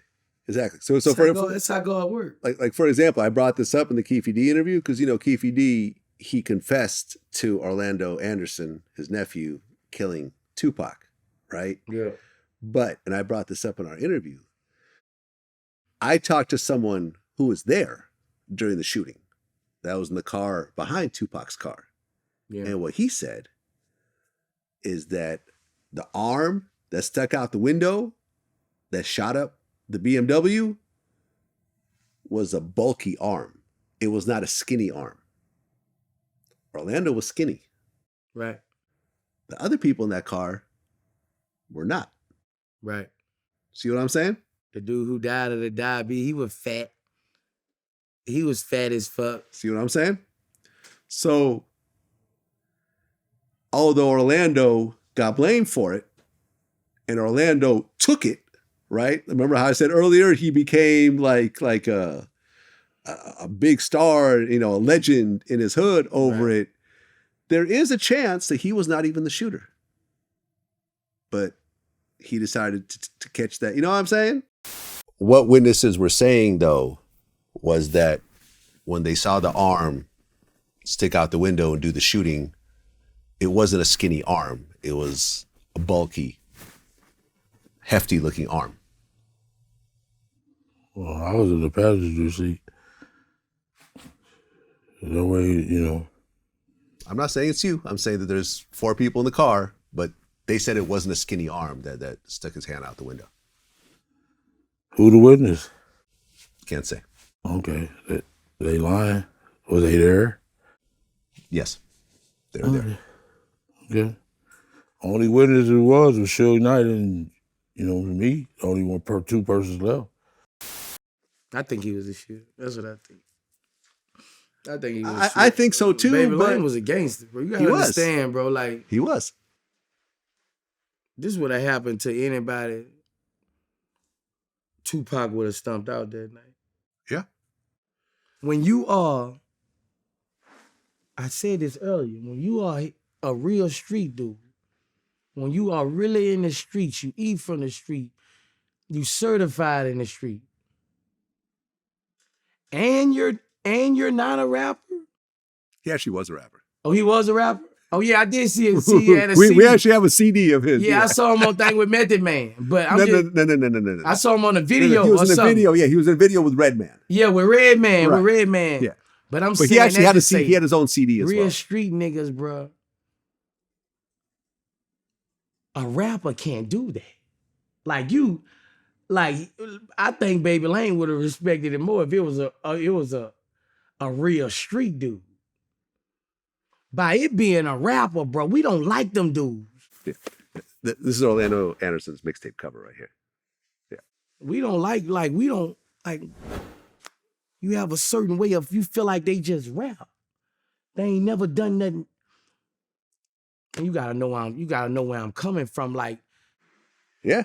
Like, bro, he would have killed him tomorrow, yesterday. Like, ain't no rapper finna jump on no fucking gangster. Right. And what I didn't realize, I don't give a damn. I didn't realize is that Orlando actually got fucked up pretty badly. He actually got his shoulder dislocated. In the fight? In the fight. He had to go to the hospital. Oh, damn, okay. Yeah, and he wanted to do a one-on-one fight with Tupac afterwards, but they weren't trying to hear that. Yeah. Which probably could have de-escalated the whole thing. You know what I'm saying? If it actually happened. Which it wouldn't have, because death row was involved. But yeah, no, I feel you, man. Like, to this day, I feel like Tupac was one of the biggest in music, one of the biggest unnecessary losses that we've ever seen, because it did not need to happen. Tupac had a whole bunch of monsters right there with him, the Buntrees and the Shugs and all the other dudes ready to stomp out whoever the fuck he pointed at. Go get him. That shit Just you know? And then it wouldn't have been about Tupac at that point. He could have just sat back, but that's how it is with me, man. That's why I try to stay out of trouble. But like when shit get down, I go down. yeah. I don't know. I think that been like that since I was little. My little man come play. When shit go down, I gotta get in it. Like I gotta get some. How I was raised, I gotta get some. I don't know, bro. Like when we fall in, like. Yeah, I mean, the same thing happened to King Von, right? If you think about it, King Von shouldn't have punched Quando Rondo. Like, you know what I'm saying? Like he shouldn't have gotten involved. And when you happen, it's like instinct. Yeah. Yeah, just foul. Like when my nigga go to stomping on a nigga, like it's like. That shit, bro. Yeah. Pac should be alive today, bro. Yeah. Everything happened for a reason, bro. Like he say, he sparked the flame in so many other people. So Did I ever tell you this part? Because I was reviewing some of the footage. We just did a whole thing about how Orlando got killed. Do you realize when Tupac was dying? Oh, he told him, fuck him. Yeah, when the cop tried to get a death confession, say who shot him, Tupac said, fuck you. And Orlando did the same thing. Orlando did the same thing when he was dying, and the cop. And I talked to the cop, right, about both of them. Not talked to, but it's in our on our YouTube channel. The cop explained how one of his fellow officers was like, "Hey, Orlando, did you kill Tupac? Did you kill Tupac? They're trying to solve the case." He said, "Fuck you," and he died. So the two guys involved in the murder with each other both said "fuck you" to the police. Stayed silent. And stayed silent to their. I miss the old days. Bring back everything fucking old. The niggas, bring them all back from the grave. I miss the old days. I miss the old women. I miss the old music. I miss the old days. You just said some shit. It's the gangster shit ever. Baby Lane and Tupac. Yeah. They should do that fucking movie. That's the movie they need to do. That's the movie they need to do. Baby Lane and Pac. That's what they need to do, dog. There we go. Both of them saying, fuck you. Eat ass, bitch. I miss the old days. Yeah. Rest in peace, Harry Belafonte. He just passed away, I believe today. I got to meet him at Jamie Foxx's house a while back. What happened to Jamie Foxx, bro? Nobody ain't saying I think shit. it was a stroke, I think, is what I'm hearing. It's a stroke. He's straight? They're saying he's talking, but he's still in the hospital. Until you see a video of Jamie doing impressions and singing, I'm going to assume that he's still not in the best shape. Rest in peace, Bob Lee, the founder of Cash App, got stabbed to death. Yeah, I saw that, bro. In San Francisco. I saw that shit. A lot of unnecessary shit, man. A lot of unnecessary shit. Before I let you go, we cannot stop the interview until we talk about your Vegas spot, which is now officially open. New World, right? Yeah, we opened up this weekend. New World. New World It's event. officially open. Let's do a round of applause, everyone. Yeah. Boosie got a spot in Vegas. We got a clap. I remember last time we talked, you were about to open it, but now it's open. How many square feet? Like 80,000. 80,000 square feet. God damn. Yeah, man. I just opened this weekend. I had Lola Brooke this weekend. Yep. I was out of town. I was in New York, or else I would have showed up. Yeah. Memorial Day, I got Ari on the 27th, May 27th. This is my dream, Vlad. Like, this is my dream right here, man. Have my own spot. And I'm still shooting my films. I'm finna start shooting the film next month, but Okay. Yeah, because there's been no film since last time, so nothing to review on that end. But And these next 2 months, I'm finna go hard on my spot. And don't you have like a new house in the back of your mansion? Yeah, I'm building Las Vegas, Georgia back there. Okay, so are you gonna Airbnb that out or what? I'm thinking about it. So you can rent out Boosie's house in the back of his house. Yeah, because I'm building apartments across from that. Huh. I'm building, I call my first estate Miami, Georgia. Now I'm building Las Vegas, Georgia. And in the summer, I got showgirls that walk around and twist. I got 3 mermaid bitches. Right. I got them a mermaid suit. They zip up. They just sit by I pay them $25 out. Okay, I They got you. just sit by my pool and look like mermaids. Okay. I got the Batman mansion I'm building. The Batman Mansion. What's the Batman Mansion? It's my new home. Oh, so you're gonna live there? Yeah. I'm moving out my big one. Really? Yeah, I think Why? I'm an Airbnb it. Okay. I have some big companies calling me All right. to shoot films there, and I can't just say no to this. Okay.